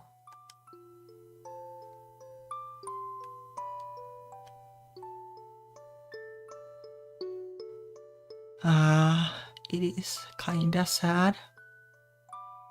Kinda sad again. So weak to this kinda scenes.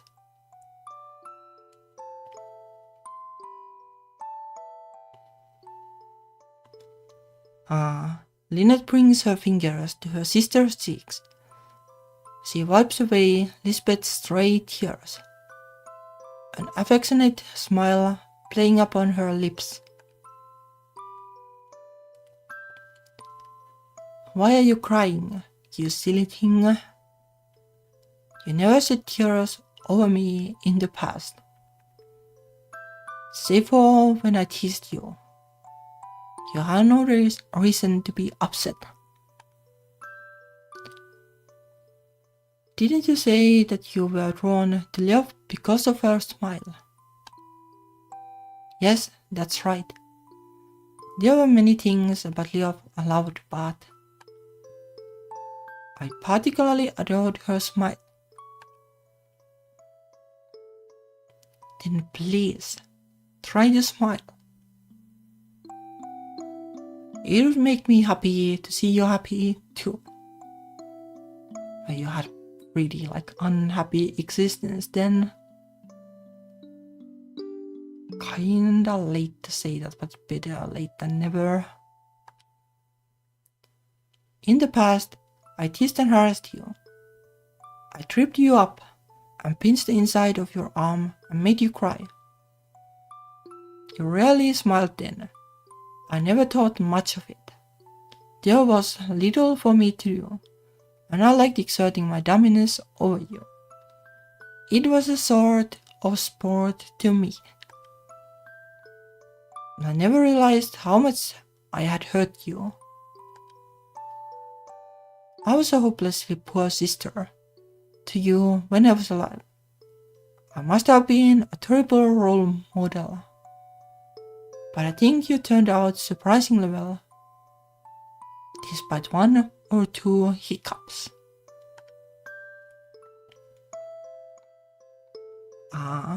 Thank you from the bottom of my heart.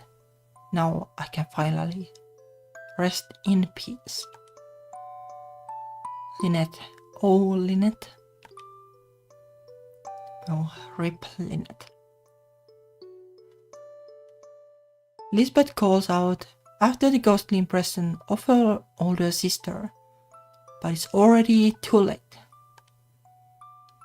Lynette has vanished, and so too has the starry sky above our heads.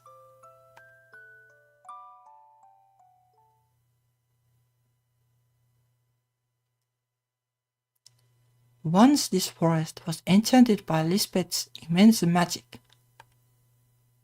The day could turn into night at a whim, and strange beings lurked among the shadows, waiting to pounce upon the wayward humans who had lost their way. But this forest is no longer strange and twisted. It has since been restored.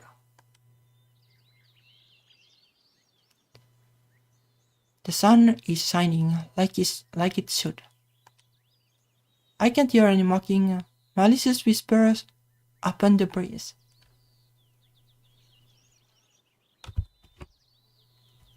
Now, let me actually save and see how far we are into the story.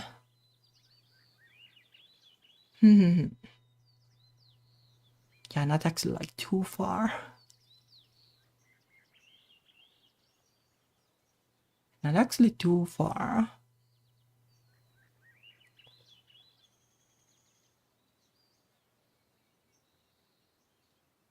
Not sure like how far we were when we began, but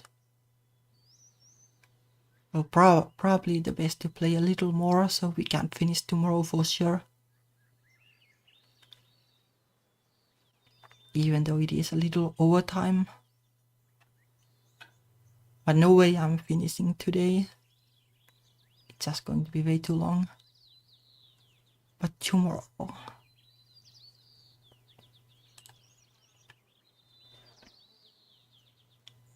The skeleton warriors who emerged from the fog have vanished. The decaying souls freed.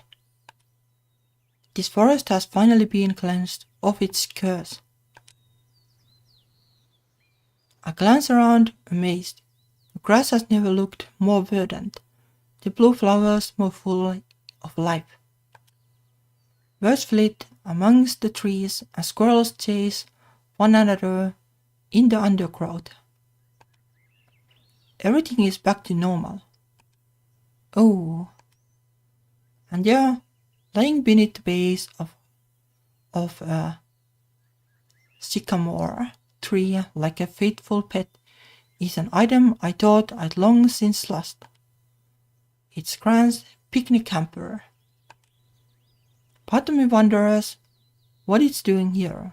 Didn't I abandon it far further in the forest? But I suppose that hardly matters.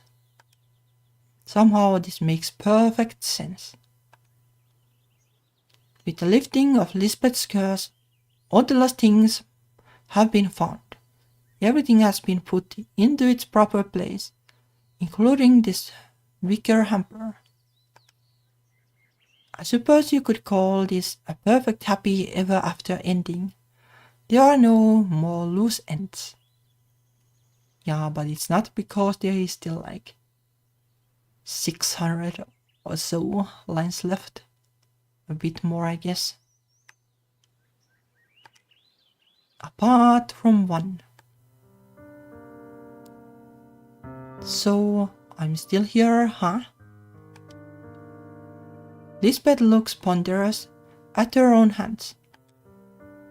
She turns them over, as though expecting them to ripple and flicker like the surface of a lake. Like she never died, she just took a nap. Like the dragon died and the knight kinda died, but it doesn't matter because she, well, died a second time already. But they don't. Her body remains unquestionably solid. I thought I might vanish with my sister, but she must have been right about me. I really am stubborn. Still, this is quite the predicament. What am I supposed to do now? Don't you want to experience life in this century, Lisbeth? Didn't you have fun? Lisbeth turns to look at me, her eyes glazed, as though she's only just noticed I'm there. She blinks once, twice, and then. Of course I want to experience a new life. This time, I thought I was Leo. I tried to forget about who I was because my real life was so hopelessly dull. I spent much of my life in my parents' home brewing potions. And that's kinda like, well, I guess like it's not too common. Like there are some people who probably want to live at their parents' like basement and brew coffee or something. But like, well, it doesn't happen like in the same fashion as in the past, I guess.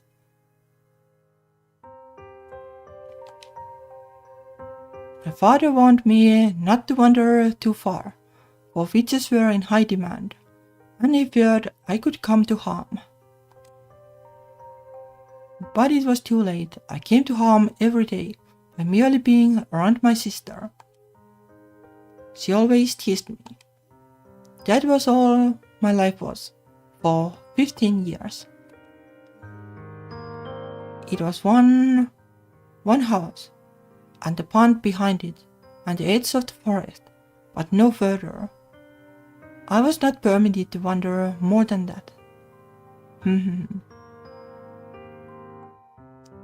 Oh, like, wasn't there a pond like behind Grandma's house or something? Like maybe the night was like, we opened this house in a vacant because the, well, witches died, so let's live here, I guess. It was so dull and boring. I felt like I was going to go mad. I rarely smiled. There was precious little to smile about. My days were grey and ordinary. Yeah, like I don't know like how cruel of a person you need to be like the older sister.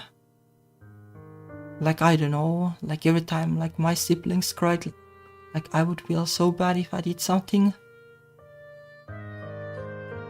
Like I don't know like how you can do that on purpose. Until you met her. That's right, until I met her. Lisbeth glances about the forest, newly freed of its shackles. The grass sways gently at her feet, and the birds among the branches chitter jauntily to one another.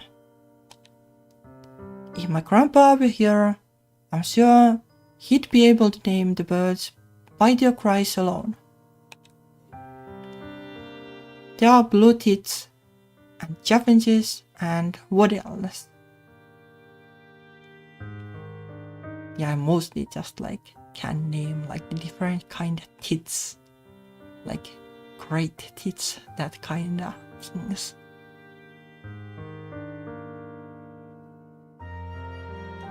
Well, like actually I can name a couple others too, like crow and raven and magpie and pigeon and some ducks, I guess.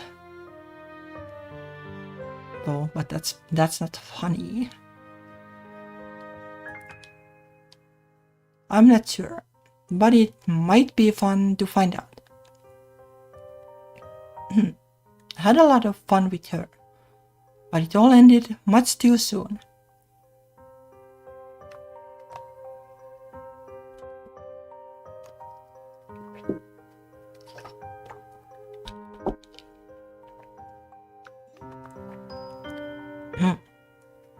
Well, let's hope that my voice actually can take this.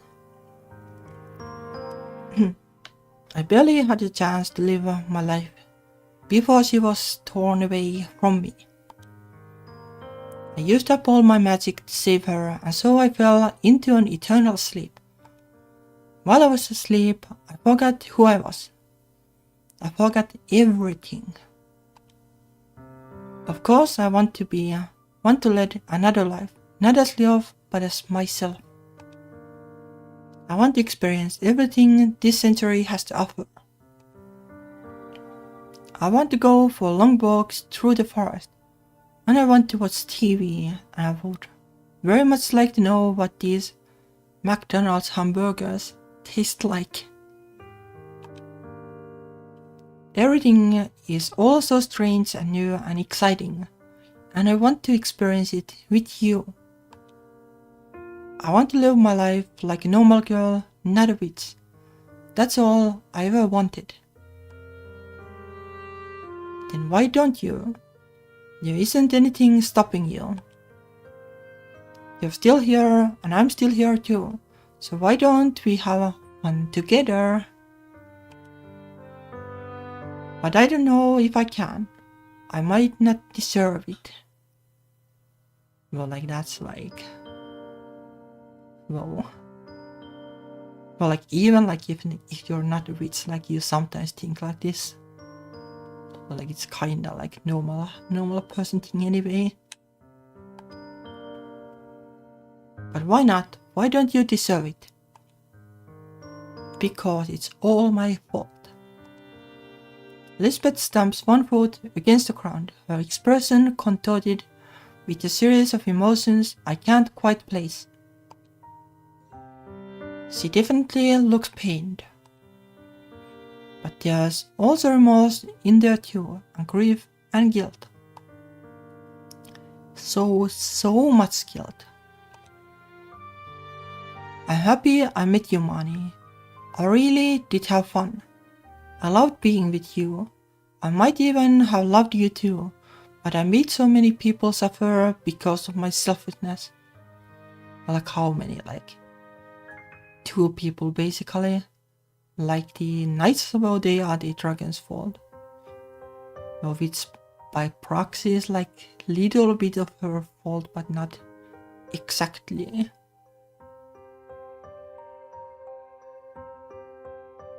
So like if you like extend it like by proxy of proxy, it's the evil prince's fault anyway. My sister and Edmund and all those knights, well, they were dead. My parents, who must have been very sick, waiting for my return home. And humans of this current century who wandered in this cursed forest and never made it back out alive. I have caused too much hurt and pain in my life. I'm not a good person and I don't deserve another chance. I should remove myself from this century and reunite with my sister in the afterlife. That's all I deserve. No, you're wrong. You don't know that. Yes, I do. But I don't want to listen to another self-effacing, degrading word Lisbeth has to say. I'm sick of it. I just want her to be happy, damn it. And so it is. In a frenzied fit of teenage rebellion, I set her up the most efficient way I know how.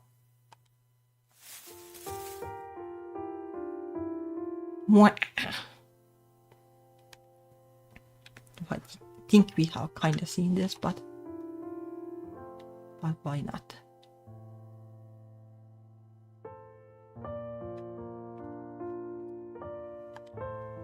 I press my lips against hers in a kiss. The 2 of us stand there for a while, kissing. Lisbeth is frozen at first, like a statue, but she soon responds to my ministrations. She finds her arms about my waist, and I about hers. We indulge in the moment for a while, our eyes closed. My fingers grip the back of Lisbeth's shirt, as though in an attempt to pull her even closer. Not that that's possible. We are already as close as we can be. Oh, actually I realized something. You know, like the knight and, well, I guess Leo and Lisbeth, like they were like in the glade, like sleeping, and the knight would wake up. But the knight must have like swapped their clothes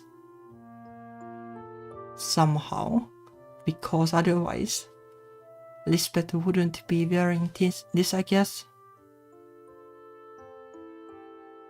Well, unless like they both had the same kind of outfit like that is also possible, I guess. But who knows? But I kind of feel that something like that must have happened.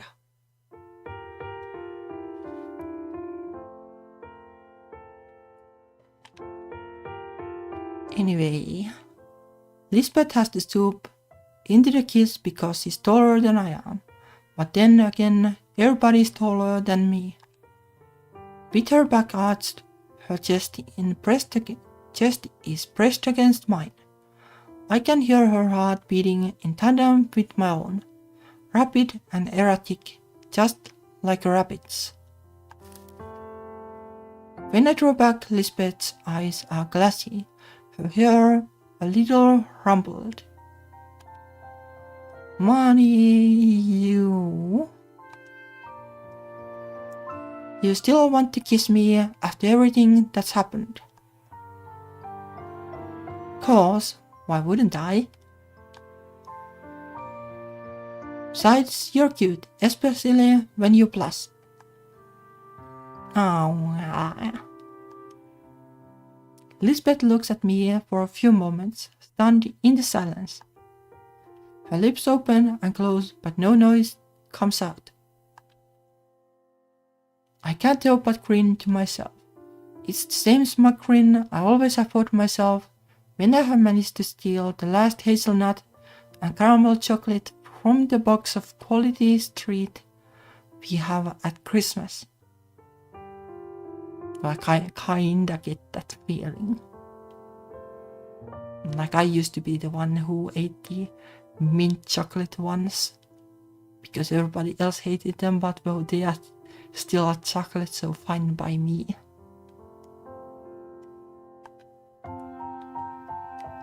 My dad calls it my Kremlin grin, which is where I got the nickname Gizmo. Okay, I see. Kinda. Making girls so much taller than me plus is quite satisfying. I'll have to do it more often. Well, I guess you'll have the opportunity now. But money. Finally, Lisbeth returns to her senses. Her mouth forms words, and soon her words form full sentences, most of them ending with question marks. I'm not really love, you know. Well, not that it really mattered. I know. But that means I have been lying about my identity this whole time. I'm not a knight. I'm just a failed witch who ran away from her problems and hurt her family. How can you forgive me for that? I don't have anything to forgive you for. You never did anything wrong to me. You had no real experience with the sword, but you were able to stand against Leo's brother on my behalf.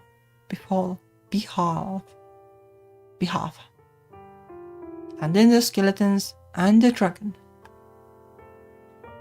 You might have been mistaken about your identity, but you weren't lying. Deep down, I think you're every bit the brave knight Leo was. Oh, this is a great line. I like it. He just never had a chance to discover all the hidden cards until now. But girl you thought I was is somebody else entirely. She's your own ancestor. Well, probably like better in some sense that's not the case. Yeah, I guess that's right, huh? That was a bit of a weird twist. Even for me, I didn't expect it. What is me and you? It's all wrong. What's wrong about it? Is it because we are both girls? No, of course, that's not a problem. I don't mind that at all. Lisbeth smiles at me, and I can't help but smile in return, both of us laughing over a shared secret.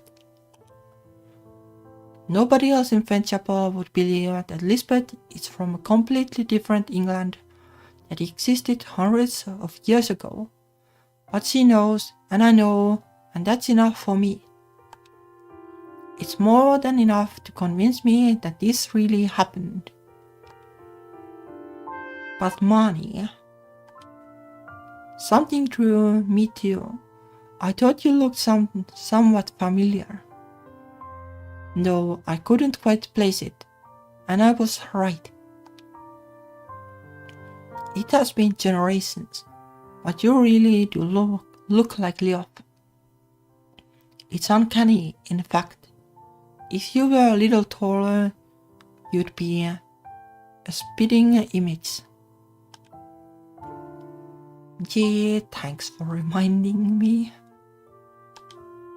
I roll my eyes. I know I'm tiny. You don't need to rub it in. I wasn't trying to insult you. I'm just saying. I loved her a lot. When I looked at her, my heart skipped a beat. I fantasized about her often, and I had so many dreams about her. Lisbeth blushes, her eyes half-lidded. Though I'm not insensitive enough to ask about the nature of these dreams, I think I can make an educated guess. I'm not completely stupid, regardless of what Miss Gillespie thinks. I was never able to confess my feelings to her. I was too scared and shy, and I didn't want to be rejected. We were only ever friends, but my feelings for her were real. I know they were. I loved her, and I can't help but see her in you, though your personalities are completely different.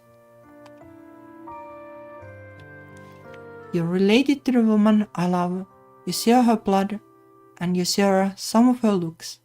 Is that like basically saying like, well, if I can't have like the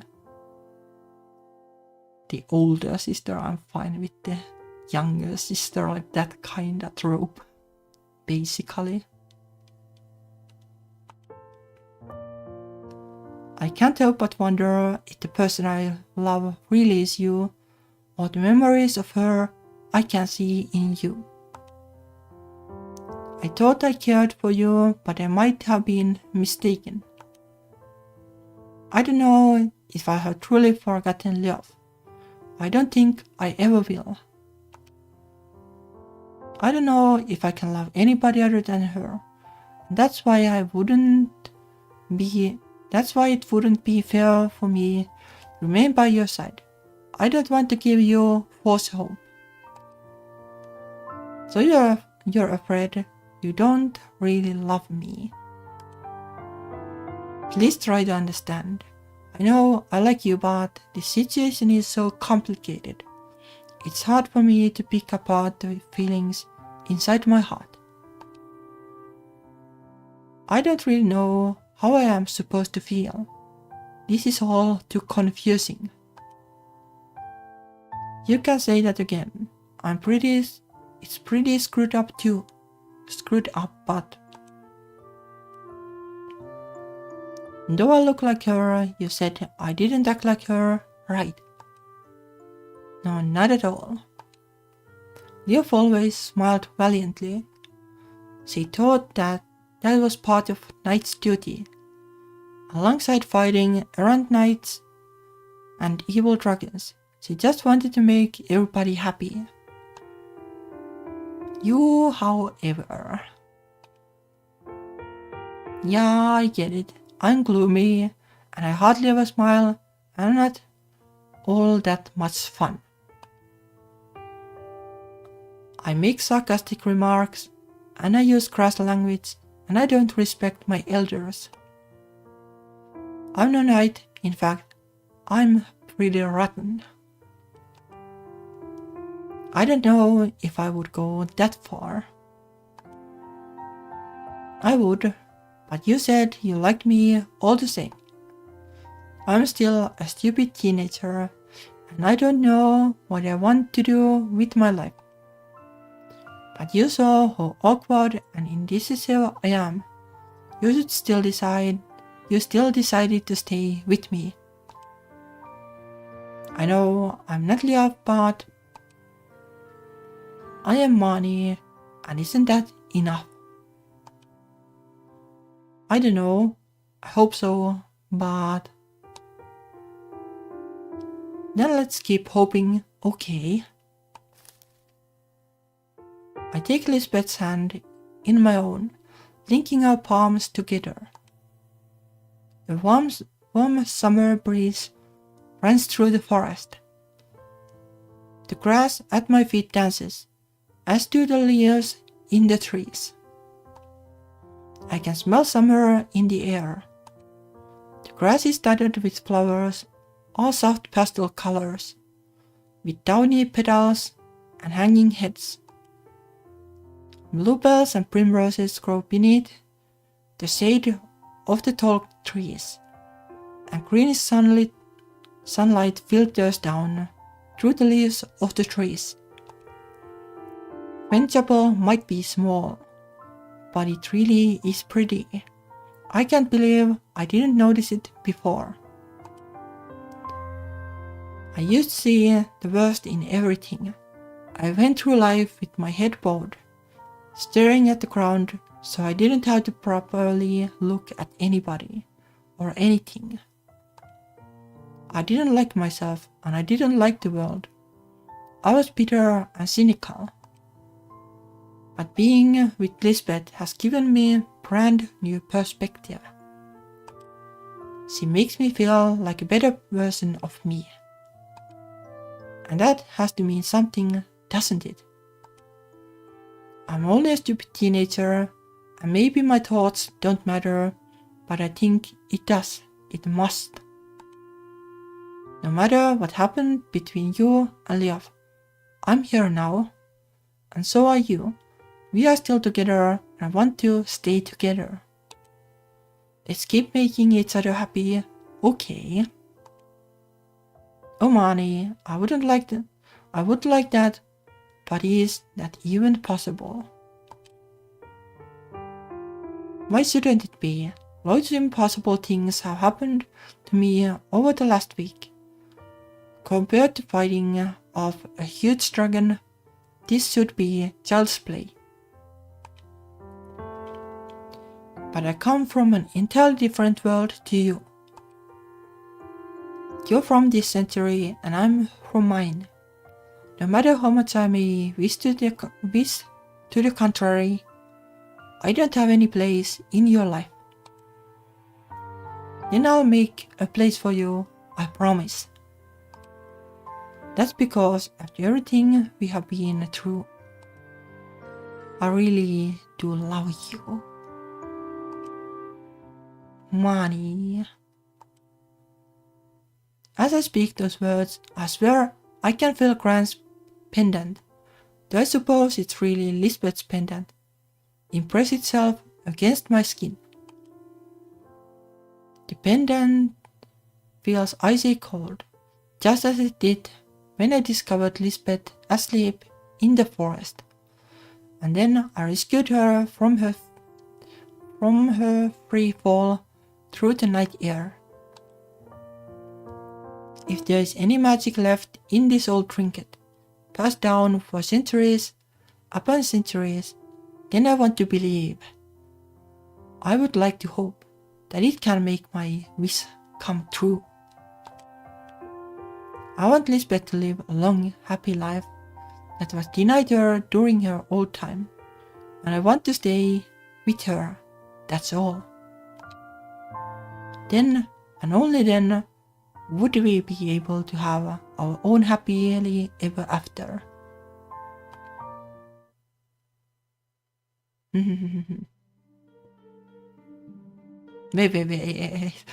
Wait, it's not supposed to end yet, right?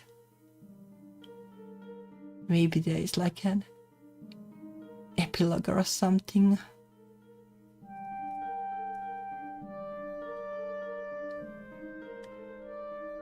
Or maybe the numbers are just wrong, but I dubbed it.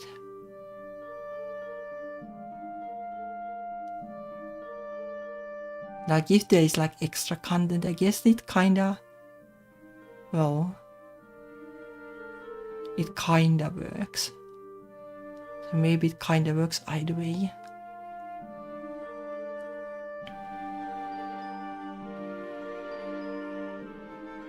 But yeah, this was a great game. Like a lot of like twists that I didn't expect.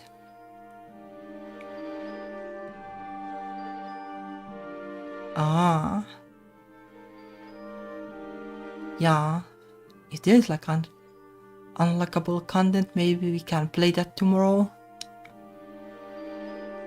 We can't check now, I guess.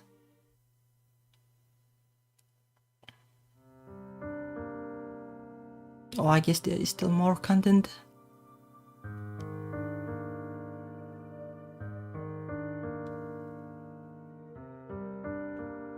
Let me see. Let me see how this works. I guess there is at least like an epilogue.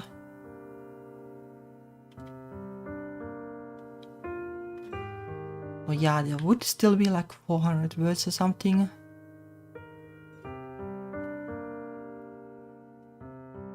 Which would take like, well, closer to an hour to play at least, I guess. But maybe call it a day here, like it is already half an hour past the usual time. And like we'll finish tomorrow about the epilogue and whatever else there is. If there isn't much though, well, no, well, I guess it doesn't really matter. Okay, well, I guess I can do that. Like, let's finish the epilogue now then. If it's not too long, that should be fine. Okay, well, let me drink a little bit. At least, like, the good thing is that when I have been practicing, like, pronunciation, like, my speaking habits have been improving. Not sure about the pronunciation, but, like, the speaking habits make it easier to speak longer and hopefully more clearly. But that's something at least. But I don't think, like, the pronunciation is exactly my problem. In fact, like, it's kinda their speaking habits and maybe like self-confidence. But anyway, let me drink.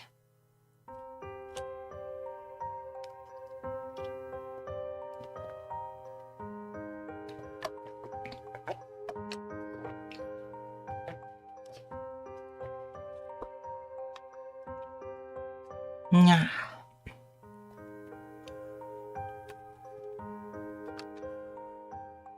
I think I probably have to like compare like how this stream sounded compared to the, but not like the previous one, like a couple times back.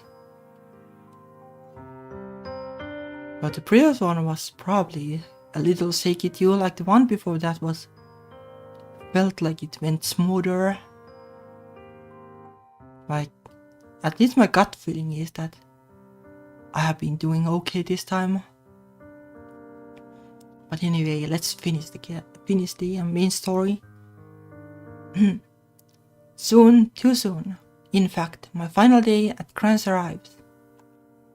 Come tomorrow morning. My parents will be here to pick me up, full to the brim with tales of the sun, the sea, and, of course, Valentine Rat. I can pretty much predict what will happen beat for beat, word for word. But probably they went there and, like, well, the guy was there, like, singing or whatever, but couldn't, like, actually meet him. Mom will guess about seeing Valentine Rat, only he can turn her back into a giggly, starry-eyed schoolgirl, and that will tease her. Mom will snap at him in turn, but her cheeks will be red, and she won't be able to stop smiling.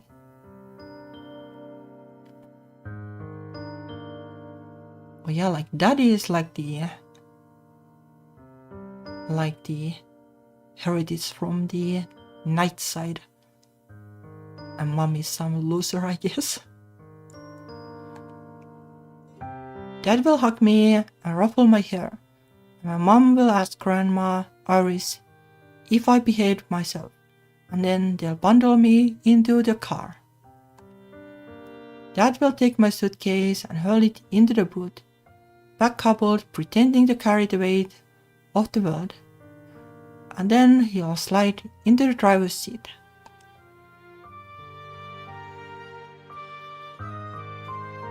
All clear, everyone.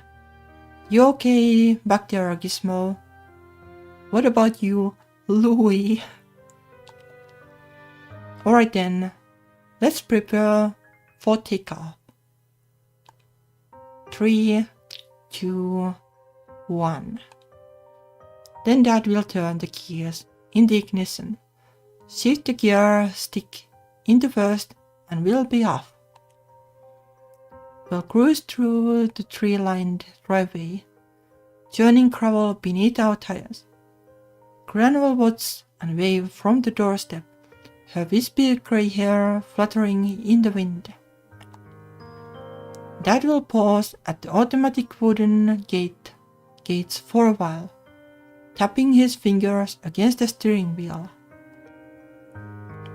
The wooden gates at the end of my grandmother's driveway are old and rickety, and the mechanism that opens them has gone kaput.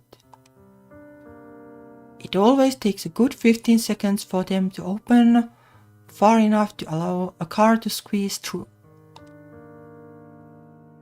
And then we'll be off driving away into the...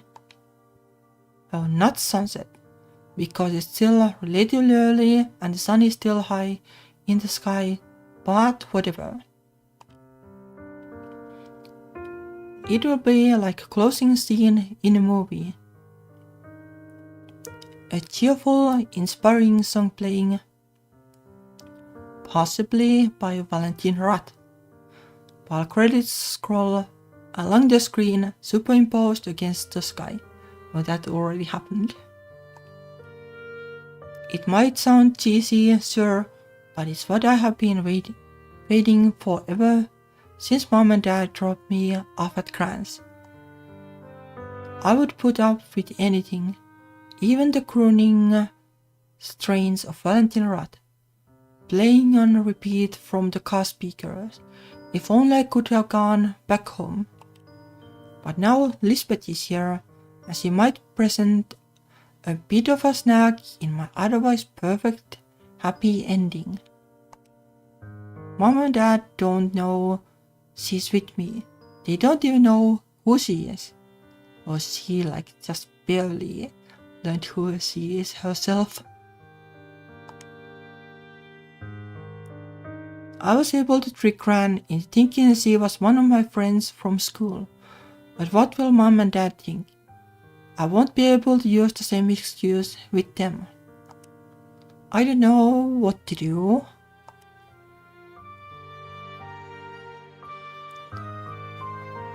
Money. Lisbeth seems to share in my concerns because she's peering anxiously into my face. What do you think your parents will think about me? They wouldn't let me go back home with you, right? That sounds unlikely. My mom is organized to a fault, and she hates surprises of any variety. She would be upset if Lisbeth was a cat had rescued from a street corner, let alone a living, breathing human girl. Where would we put her? We do have a spare bedroom, but that's reserved for guests. While it's true we don't get all that many guests, we are not a B&B. I'm sure Mom would thought and say, it's the principle of the thing. She says that quite a lot, though I'm not entirely sure what she means by it. Personally, I think it's just a roundabout way of saying no. I thought as much. This could be bad. Lisbeth hangs her head eyes downcast, and bites her lower lip. I have had a lot of fun with you, Moni. I like you a lot. I don't want to say goodbye just yet. Lisbeth. My heart twists inside my chest. It hurts. I never thought I'd feel so sorry to leave dreary old Finchapel. But after meeting Lisbeth, I have come to learn Finchapel isn't half as dreary as I thought. It has a complex, sprawling history. The lives of many people from centuries past are entwined into this sleepy village. The verdant forest full of bursting with mythic secrets. My gran was right. There are fairies in the woods, and many more things besides. Well, there were fairies, but now they are banished.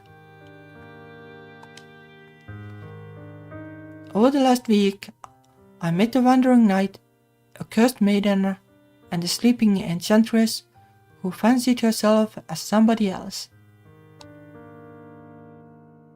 That's a cast eclectic enough for any fantasy story, though not perhaps on the same scope as the Lord of the Rings. I enjoyed myself a lot, despite my earlier reservations.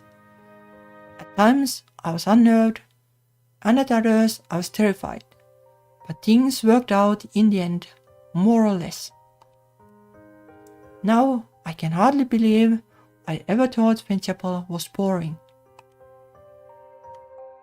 I have never been more gratified to be wrong about something in my life, and unlike my mother, I can actually admit when I'm wrong.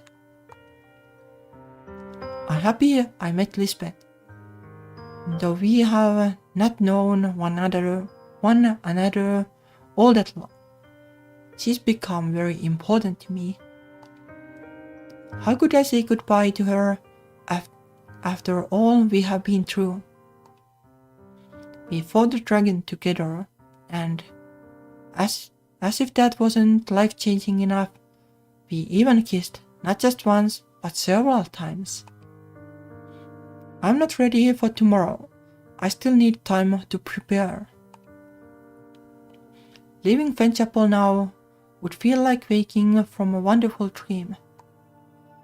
I don't know if I'll ever get the magic of these last few days back. I can try to tell my parents about you. Maybe they'll listen. It's not like they can't just leave you here. Really? Or maybe what like? I don't know if they believe it.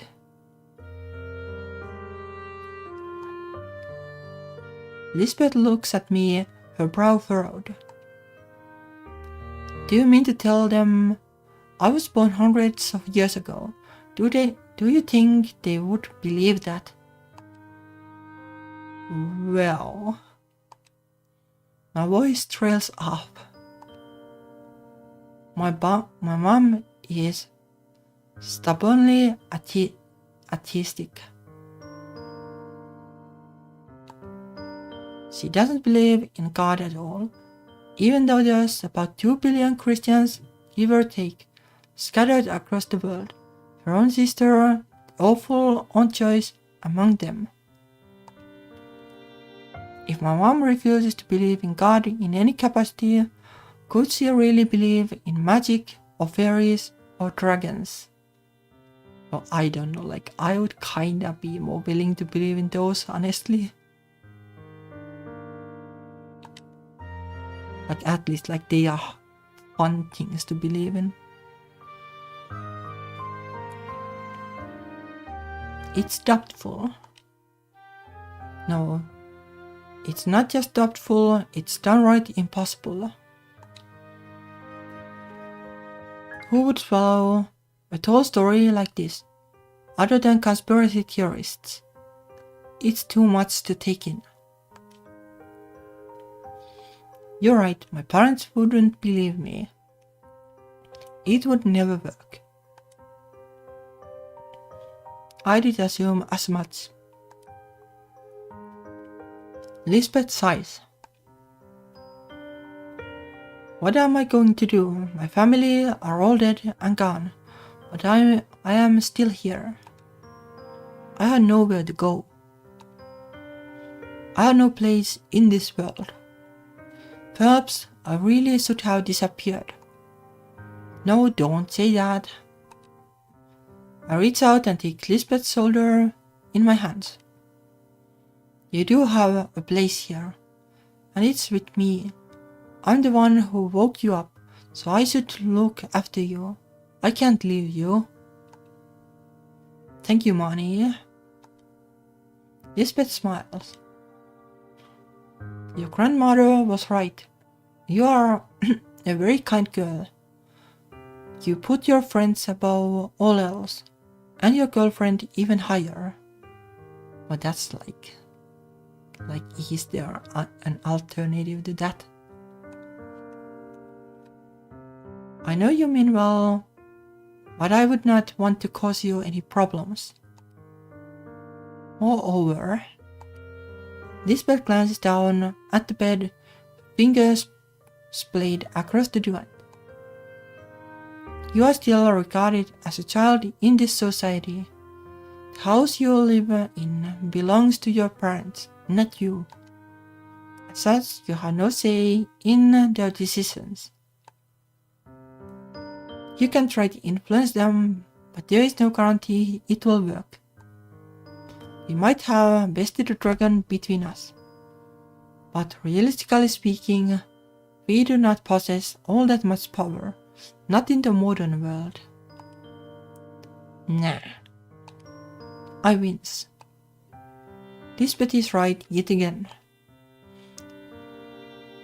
She's only existed in the 21st century for a week, but she's gleaned a remarkably acute understanding of it after watching so many episodes of Silent Witness with my gran.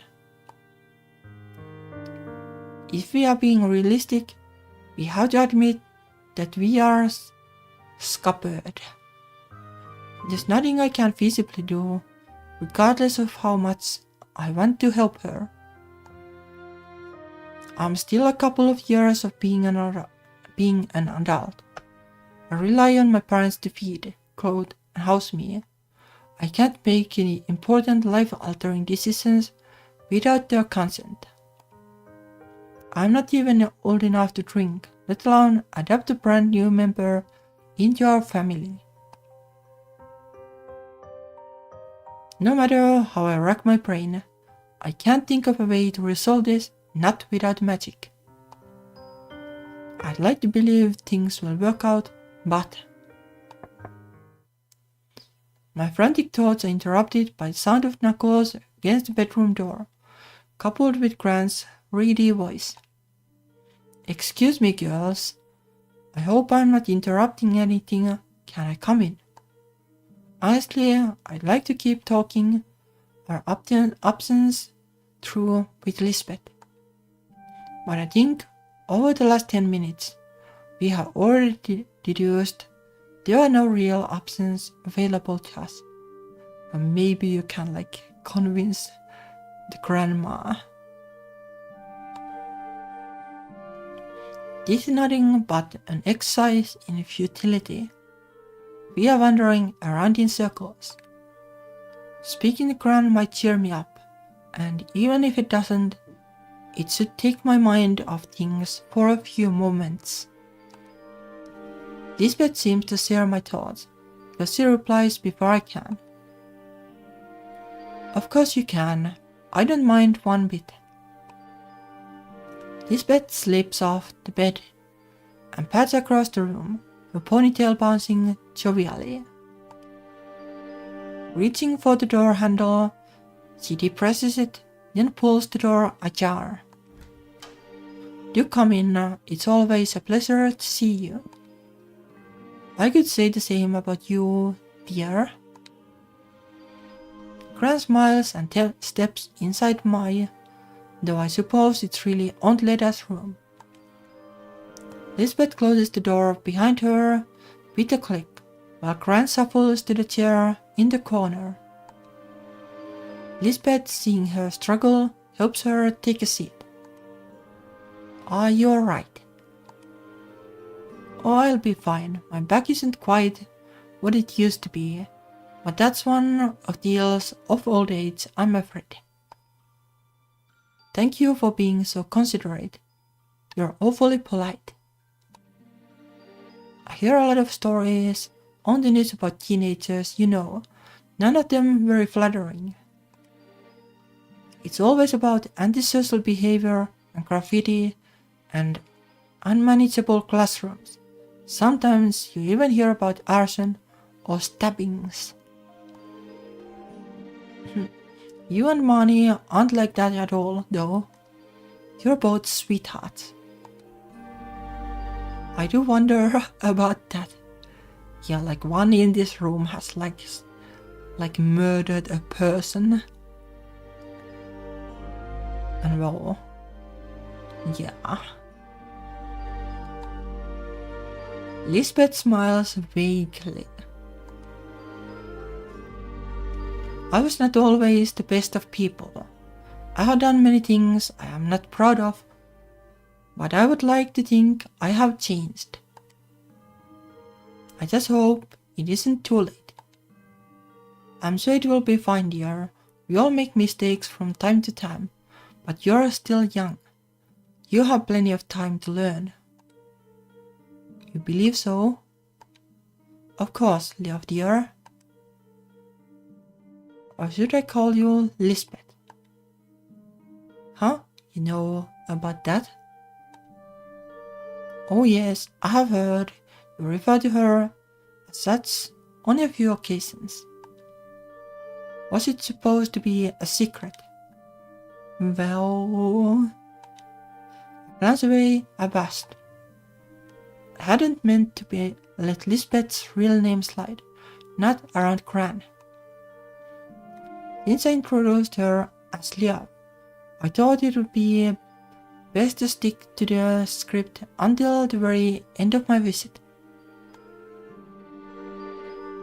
Leah's sudden arrival at France was suspicious enough already, without her name shifting after a scant handful of days later. I was trying to be discreet, but I guess I didn't try hard enough. Either that or Gran is a lot sharper than she appears. She might be an old woman now, much diminished from her former glory, but she was a teacher once upon a time. Her hearing is starting to go, but her ears must be honed after years spent picking out whispers in the schoolroom. Oh well, now Gran knows. I might as well fess up. That's right, yeah. I called Lisbeth Leov at first, but that's not her real name. It turns out, or rather, it's actually Lisbeth. Really now, how intriguing. Those names do sound rather familiar, but they are not so close one might mix them up. I'm surprised you didn't know that already, Mani. You and Lisbeth being such good friends. Gran's voice is light, but I can sense something hard beneath that smile of hers. It's not exactly accusatory, but it makes me flush with guilt all the same. Gran hasn't figured out the truth, has she? But how could she? It's not possible. Any normal person would scoff in disbelief at Lisbeth's peculiar origins. But she believed in fairies anyway, so why not? But my Gran isn't a normal person. Not if we are going by the dictionary definition of the word. She's been talking about fairies since long before I first clapped eyes on Lisbeth. Has she really figured out the truth? I just... Mani dear, it's alright. Gran interrupts my inarticulate stammers in the gentlest manner imaginable, her smile unwavering. You don't need to keep lying to me. I am cannier than you might think, and you can't pull the wool over my eyes. Lisbeth is not one of your school friends. She does not come from Woolstor. You found her in the forest, didn't you?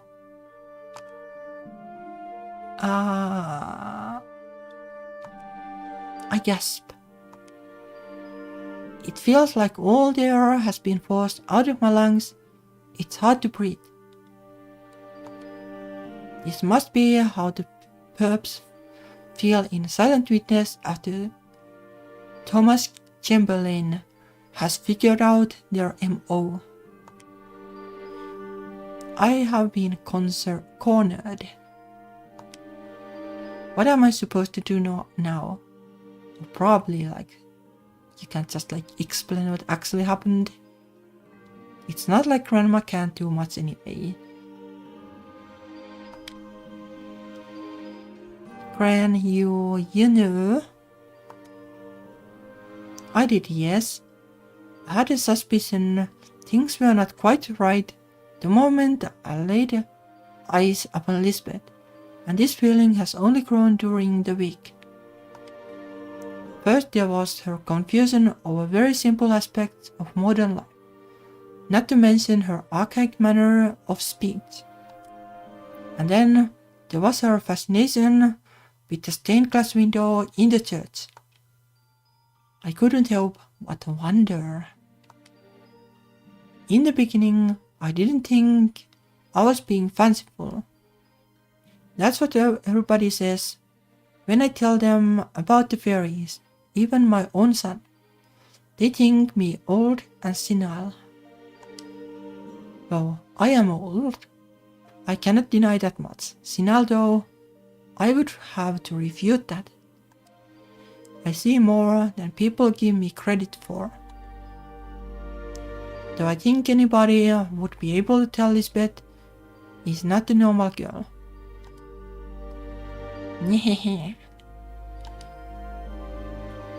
Lisbeth, to my surprise, doesn't look perturbed by this proclamation. Instead, she smiles shyly, scratching her cheek as she does so. So you knew from the start. I suppose that is not so very surprising. I am not a particularly good actress. Was here passed for a night for a pretty long time or so. At least that act worked. No, indeed. You are not. You fumbled a good many times, despite Marnie's best efforts. I know. Marnie got annoyed at me about that, but I couldn't help it. Your shepherd's pie really was good, and the running water was amazing, and the TV. I'd never ever see such things in my time. I could not even begin to imagine them.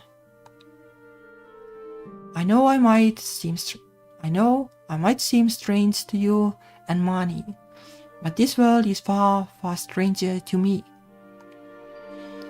It has been an awful lot to get my head around, and I am sure there is still much left for me to learn.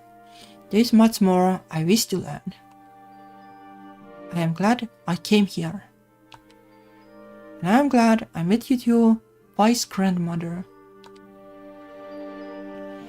I only hope you are not too upset that I attempted to deceive you. I promise I did not wish to tell any lies. Marnie and I only did what we thought we should, so as not to alarm you. I thought it would be something like that, yes. That's why I went along with your little charade. It would be a shame to spoil all your effort. Grandloves. I think the cat is well and truly out of the bag now though. There's no need for pretenses around me. The cat? What cat?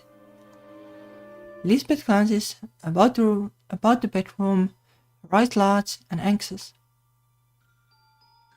When did you have a cat? Gran doesn't have a cat. It's a figure of speech. A what? Oh, forget it. We have had this conversation before. If it didn't sink in, then it won't now. This isn't really the time to lecture Lisbeth about the finer points of linguistics. Still, if she is perplexed over the innocuous praise like that, I wonder how she'll react if she ever hears about Schrödinger. Anyway, I guess you're right, Gran. I'm sorry for lying to you. I should have known you'd figure it out. It was probably inevitable. It's fine, dear. I'm not upset. Not even a bit. Well, perhaps I do resent being left out of your adventure, but there's a reason enid-blighted novels don't concern themselves overly with old women. Oh.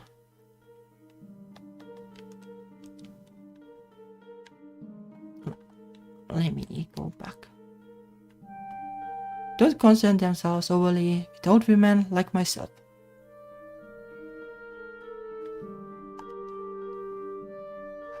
I don't know what you two girls have been setting up to. I could have helped.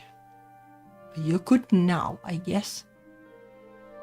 Like, here's this Lisbeth girl, like how about having a maid for a little while. I would hate to get in the way. I do wonder what will happen to Lisbeth now though. Would I be correct in presuming you do not have a home to return to? That is correct, yes. I did have a family once, but they are all gone now. I'm the only one left. If Mani's parents refuse to accept me, I don't know where I'll go. I see now, that is a conundrum. I would offer to look after you myself, but I fear I'm too old. I raised 5 children, but that was years ago. And now I need Mora to take care of me. I don't know if there's much I can do to help you, dear. But if the fairies brought you here, perhaps they will help you find somewhere to stay, somewhere you belong. You still have that pendant of mine, don't you, Mani? Oh, yes. I dig the pendant out of my pocket. It feels cool to the touch against my fingers. Reassuringly solid. Thanks for the pendant, Gran. It was a big help. I'm happy to hear it. Was it that pendant which led you to Lisbeth? I think it might have been. It brought me to her and it kept the pair of us safe. That is what my mother said it would do when she gave it to me on my 13th birthday.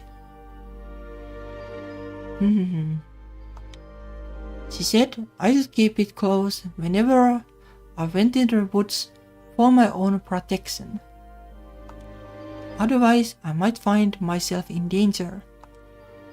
Gran smiles as she recalls this story from her childhood, her gnarled hands resting peaceably upon her lap. I did not believe in magic myself back then. I thought it a tissue of nonsense. I kept the pendant for many years, but I never wore it. I quite forgot about it until Frank's passing. That's when I began to hear the fairies. They made me recall my mother's warnings, which made me remember the pendant. I found it in the back of a drawer, gathering dust. I wore it for a while myself, under the collar of my dress, but when you came here, Mani, I thought it would be better sewed with you. I don't know what prompted this decision, it just felt right. Now I'm very glad I did. I don't know what powers this pendant possesses, but there may be magic enough in that old one rock to help you, Lisbeth. Why don't you make a wish upon it? I realized it might be a childish suggestion, but you never know. Your wish might just come true. Well, like, what would you wish, like? A house.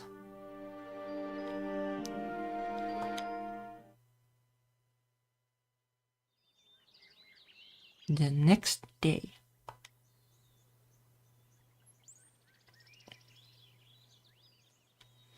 Well, I guess we are just like plain and simple finishing the game, but I don't mind. I don't mind, it is fine. Yeah, I guess we are just finishing this.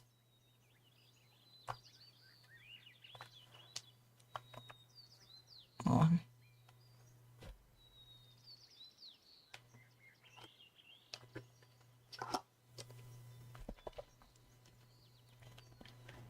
Oh.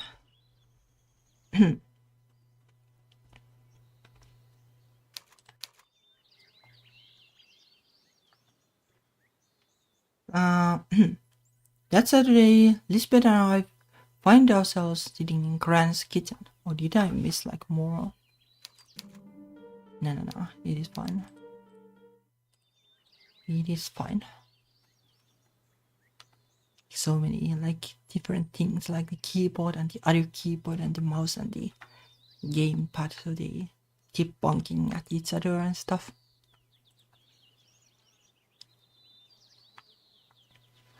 Lisbeth is sipping a cup of chamomile tea, but her expression is taut, and I don't think she's really tasting it. Gran made me a cup of tea too, and she paired it with a couple of digestibles, but I have barely touched it. I don't think I have the stomach for any food or drink right now. My fingers beat out an uneasy, irregular rhythm against my thigh. I can't keep my eyes away from the clock hanging on the wall. It's almost 3 in the afternoon. My parents would be coming to pick me up any minute now, if my mom's earlier message is to be believed. Like, what did she wish then? I guess like house would be like the obvious one.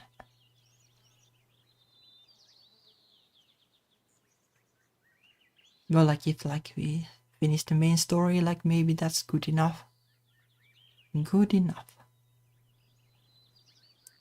Like we can leave the extra for later. Like there was a sequel for this, right? So I can play it like when I play the sequel, like I guess much later.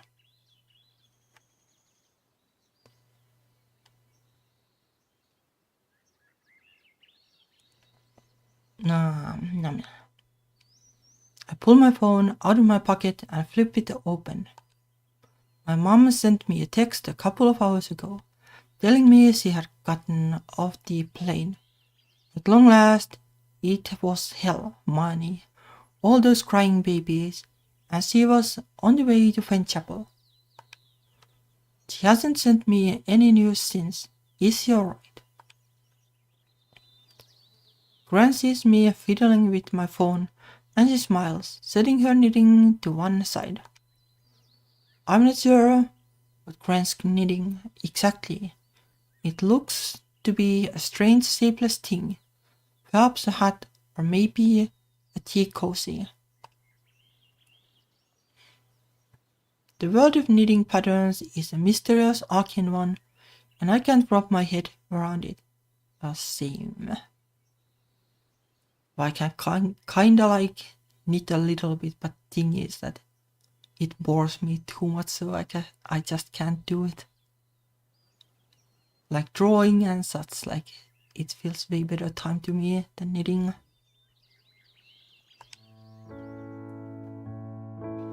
Did your mom send you another message, dear? No, not yet, no. Though I suspect she doesn't need to, you'll be seeing her soon enough.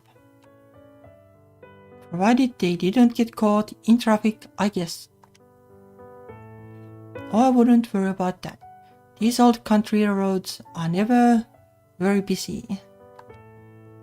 Maybe not, but the motorway will be packed. It always is on the weekends. Well, just sit tight and wait.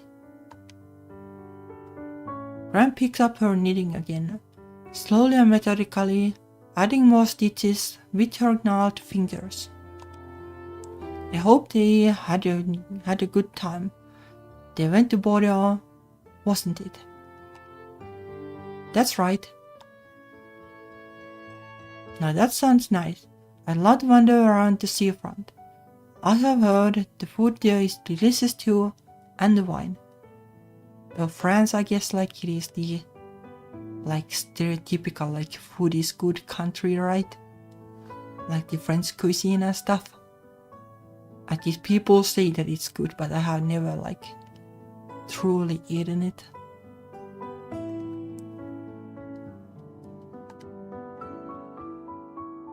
I don't know if they had much of a chance to sightsee.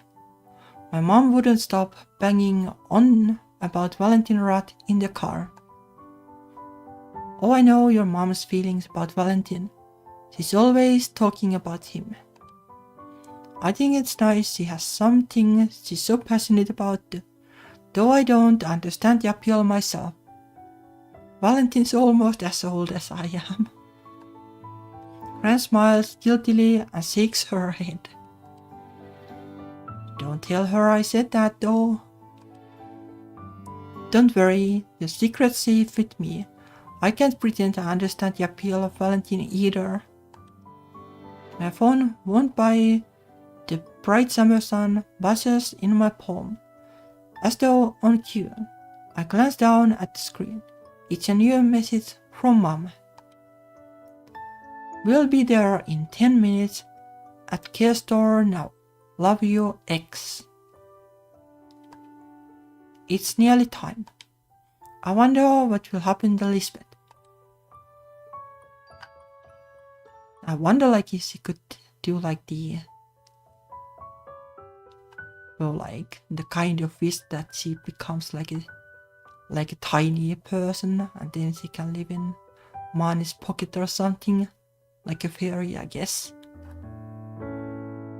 Or if she can live inside the pendant or something. I think that would be very anime, right? She made a wish upon the pendant last night at Gran's behest, but there's no guarantee the magic will work. Well, I guess the most simple wish would be that they'll just let her live at Mani's place. That's the most simple wish, I guess. What if it's worn off by now? There's no way of knowing either way. We simply need to wait. But we don't see Lisbeth, so no idea. Mani, are you alright? Okay, there she is. Lisbeth shuffles a little closer to me, the legs of her chair scraping against the floor. Her ponytail sways, and a few loose strands of her hair brushed against my cheek. Smells of Gran's lynchy shampoo, and something about her presence makes me feel comforted. I'm alright. I try to smile at her, but I don't have much practice, and my cheeks twinge. I was just thinking. About what? Us, I guess. It's all well and good to say we'll always be together, but in the real world, there are obstacles that can prevent that from happening. What will Lisbeth do if my parents don't accept her? Where will she go? Well, surely there is some way.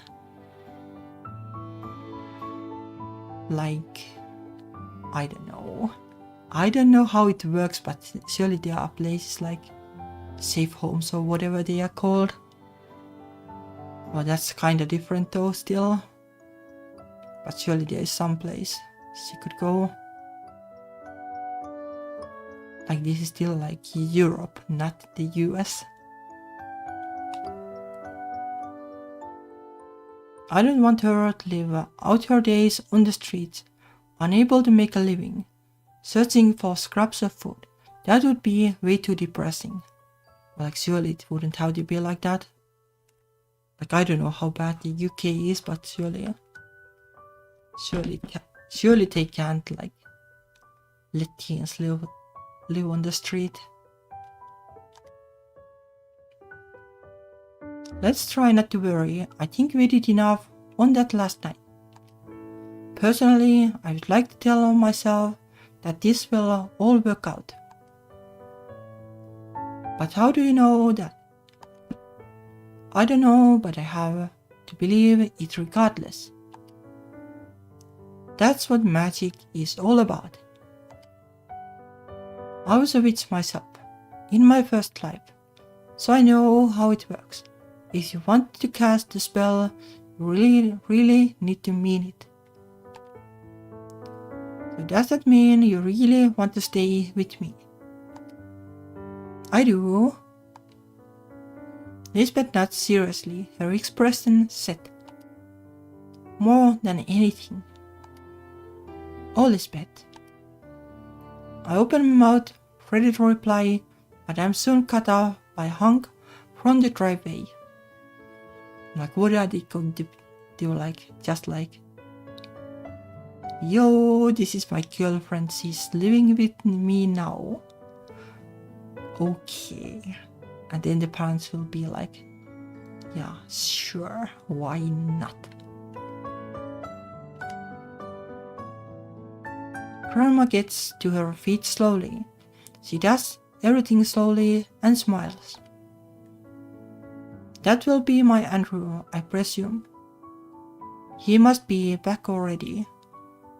Let's all go and say hello, shall we?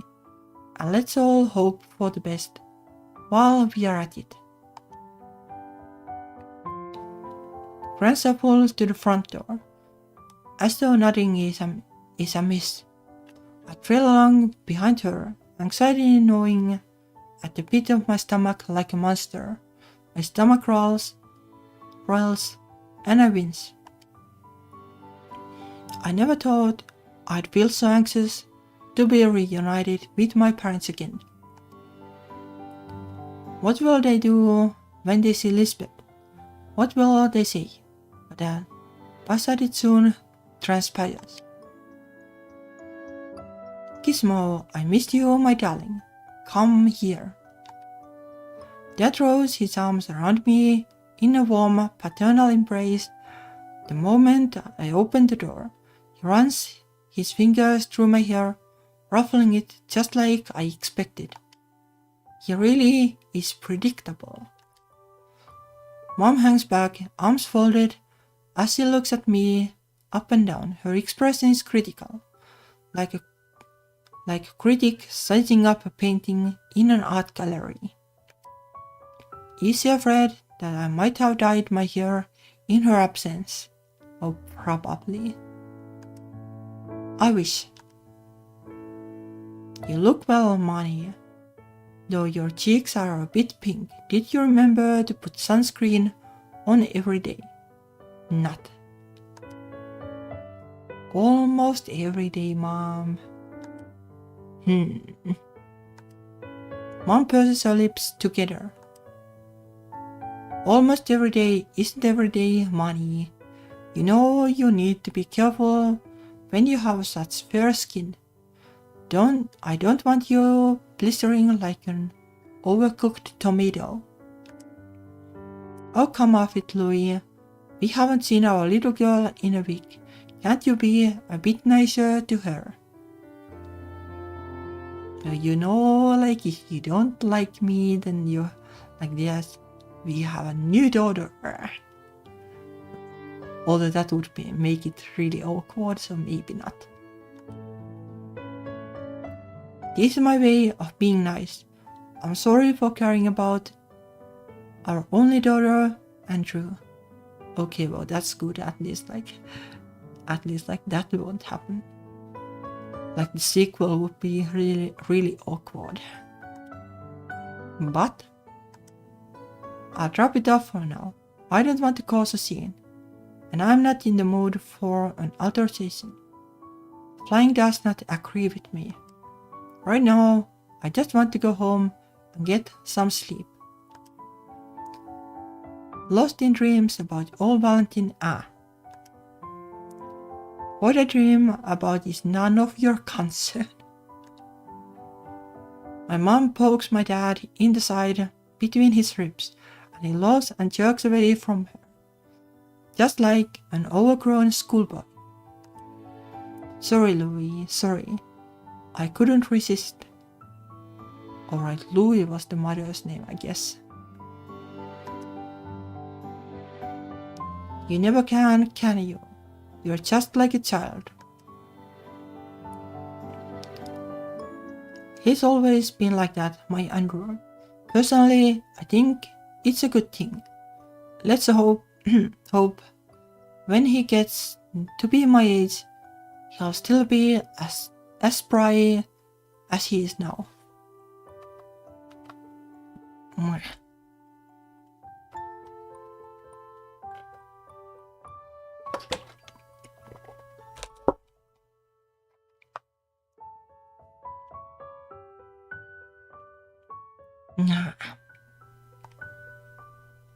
Spry is one word for it, I suppose. And how would you choose to define me, my wonderful wife? Ask again later when I don't have a ringing headache. Haha, right on you, Louis. Anyway, do you want to pop in for a cup of tea? It might help with your aging head. You don't mind, do you, Gran? Of course not. I'll put the kettle on. Well, I was hoping to be back home as soon as possible, but I do like English speaking people say it just ASAP. Well, I guess they might, like the, but I don't know, like if it likes in character for mom. Well, I guess it might be, who knows. Mom sighs and presses her fingers to her forehead, massaging her temple. It might be nice to sit down for a while. You have been sitting in the car, so that's fine, right? Thank you, Aris. I appreciate your kind offer. Oh, you don't need to thank me, Louis. Louis, dear. I'm always happy to help my daughter-in-law. I'm glad you and Andrew came to visit so often. It's more than Leda does, though I suppose she does live in York. Grandma shuffles back into the house, and Mom follows along beside her. Oh, I guess but it's like entirely unrelated. What was New York named by somebody who sailed from York to the US and then named the city? It would make sense, I guess. Like there are a lot of new kind of places. Grandma shuffles back into the house and Mom follows along beside her. Gran pauses in the doorway and glances at Dad, shielding her roomy blue eyes from the harsh sunlight. Do you want a cup of tea too, Andrew? That would be grand, Mom. Whisk me up a cup, will you? I'll be there soon, but I need to help Marnie with her suitcase first. And Lizzie too, of course. Oh, I am. Lisbeth blinks at my dad shyly, half hidden behind the door, and points to herself. You're talking about me. 'Cause I am. You're part of the family too, whether you like it or not. Okay, well, I guess I guess they just fell for the magic. Now it's Lisbeth's turn to feel the full brunt of my dad's overzealous affection. He ruffles her hair and she squeaks in alarm, dropping her gaze to the carpet. But she's not like mom didn't acknowledge her as a daughter. So what is she? What is she then? Surely at some point the parents would question it wait a minute, how is this supposed to work?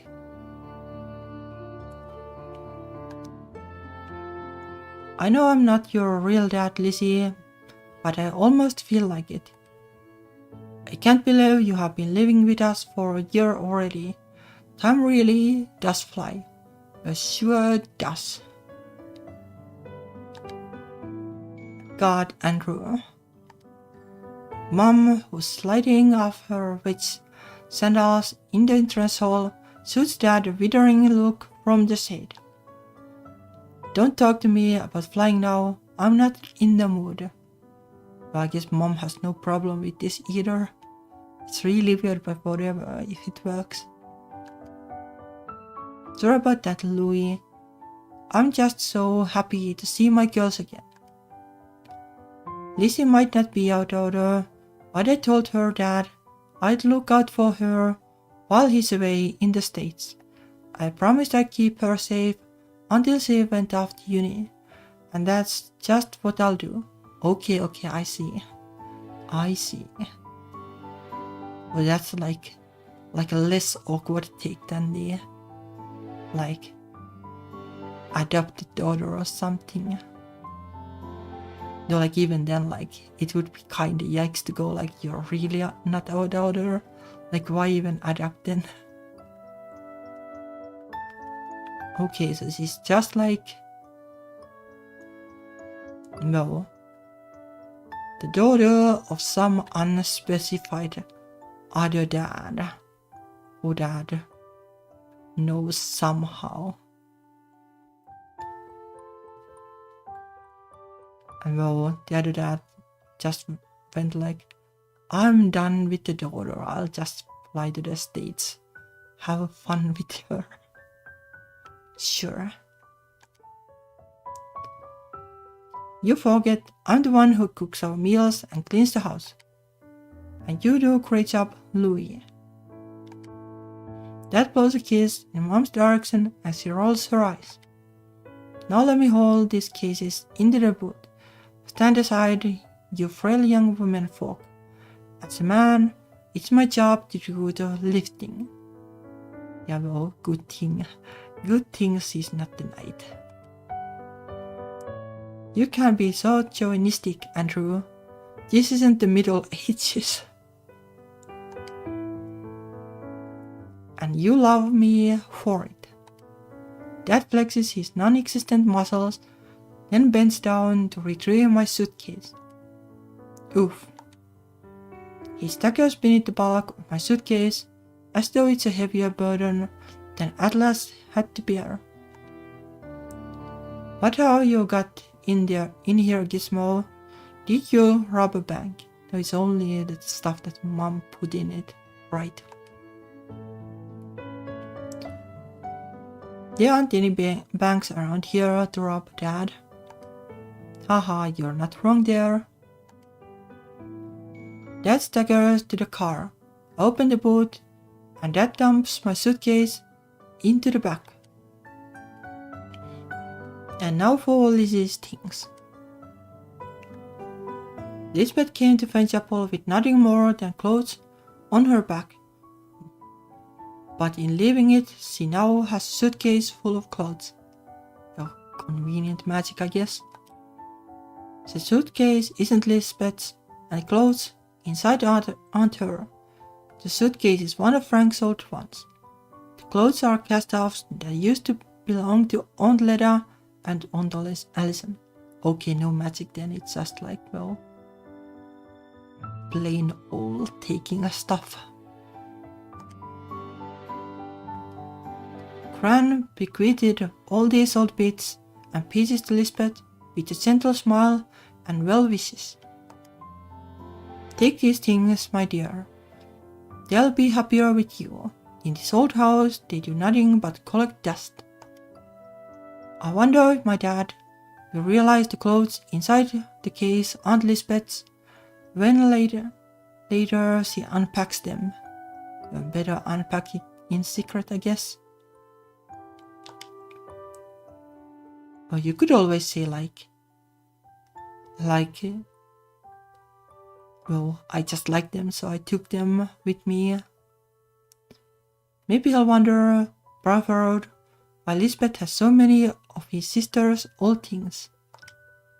Or maybe these old things will transform as though by magic during the journey back to Grimsby. After everything that's happened, I wouldn't be surprised. Magic has been a main theme of my pre-stay in Fenchapel. Excuse me, I was wondering, can I really come back with you? Is that alright? Well, you're more than welcome to stay with my mom if you want, but it might be a bit of a commute to college from here. I think it would be easier if you came back with us where you really belong. Where I belong. Yeah, maybe Dad is just thinking like she was having so much fun that she doesn't want to leave. Lisbeth repeats this under her breath with wide eyes. She stares at my dad, who's busy wrestling with her suitcase, and then back to the house. Mom's sitting at the table in the kitchen, one leg crossed over the other, while grandfather's about in her slippers, busy brewing tea. They are my family, but I guess they are Lisbeth's now too. Well, like, no, kinda low-key family, just like staying here because my dad doesn't care kinda family. Money. Lisbeth reaches out, hands trembling, and links her fingers with my own. I don't believe it. I can really stay with you. We can stay together. It sure looks like it, huh? I'm not sure how it happened, but it's not like I want to question my newfound happy ending. I'm afraid if I start poking holes, this fantasy scene will collapse like an old fruit flan. Is this like him basically saying like, yeah, this is kinda like an easy way out for the story, but don't mind. I just want to enjoy the moment. It seems Lisbeth shares my sentiments because money, oh money. She all but leaps at me and wraps her arms around my waist.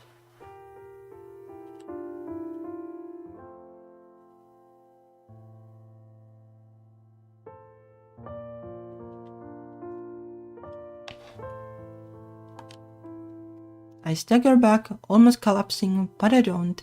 Not quite. I'm able to find my balance in time, but Lisbeth's head is still resting against my own, her arms looped about my body. It's a hot day, almost unpleasantly so, and Lisbeth's embrace is very warm. I'm going to start sweating if she doesn't let go soon, and all this black doesn't exactly help. Maybe Mom has a point. Maybe my fashion sense is impractical.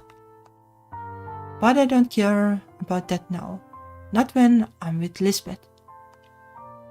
We faced down dozens of trials and tribulations over the last week. Lisbeth pushed herself to the breaking point so she could uncover the truth. So she isn't love. She was never love. She's not a noble knight, but an anxious witch who never knew what it was like to have a happy, fulfilling life.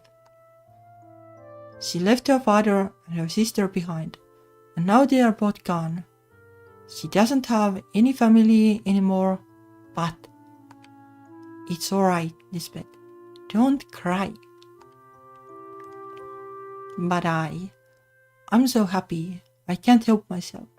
It's just like a dream. I know it's like a dream, but it isn't. I promise you that. You have a new family. You can start a new life. You're here now. You're with me. We can be together. Do you mean that, Mani? Do you want to stay with me? That's right, I do. I take Lisbeth's trembling hands in my own, squeezing them, and look into her eyes. Always.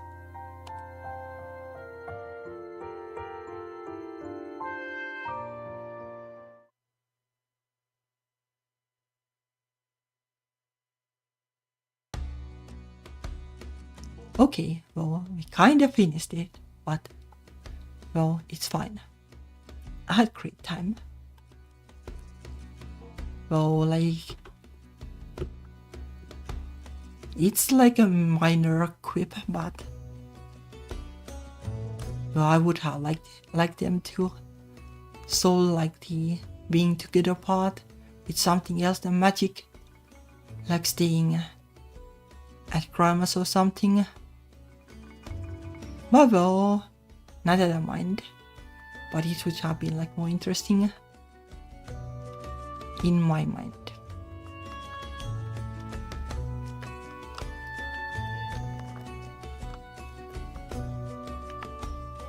But it was a great game. I had a lot of fun.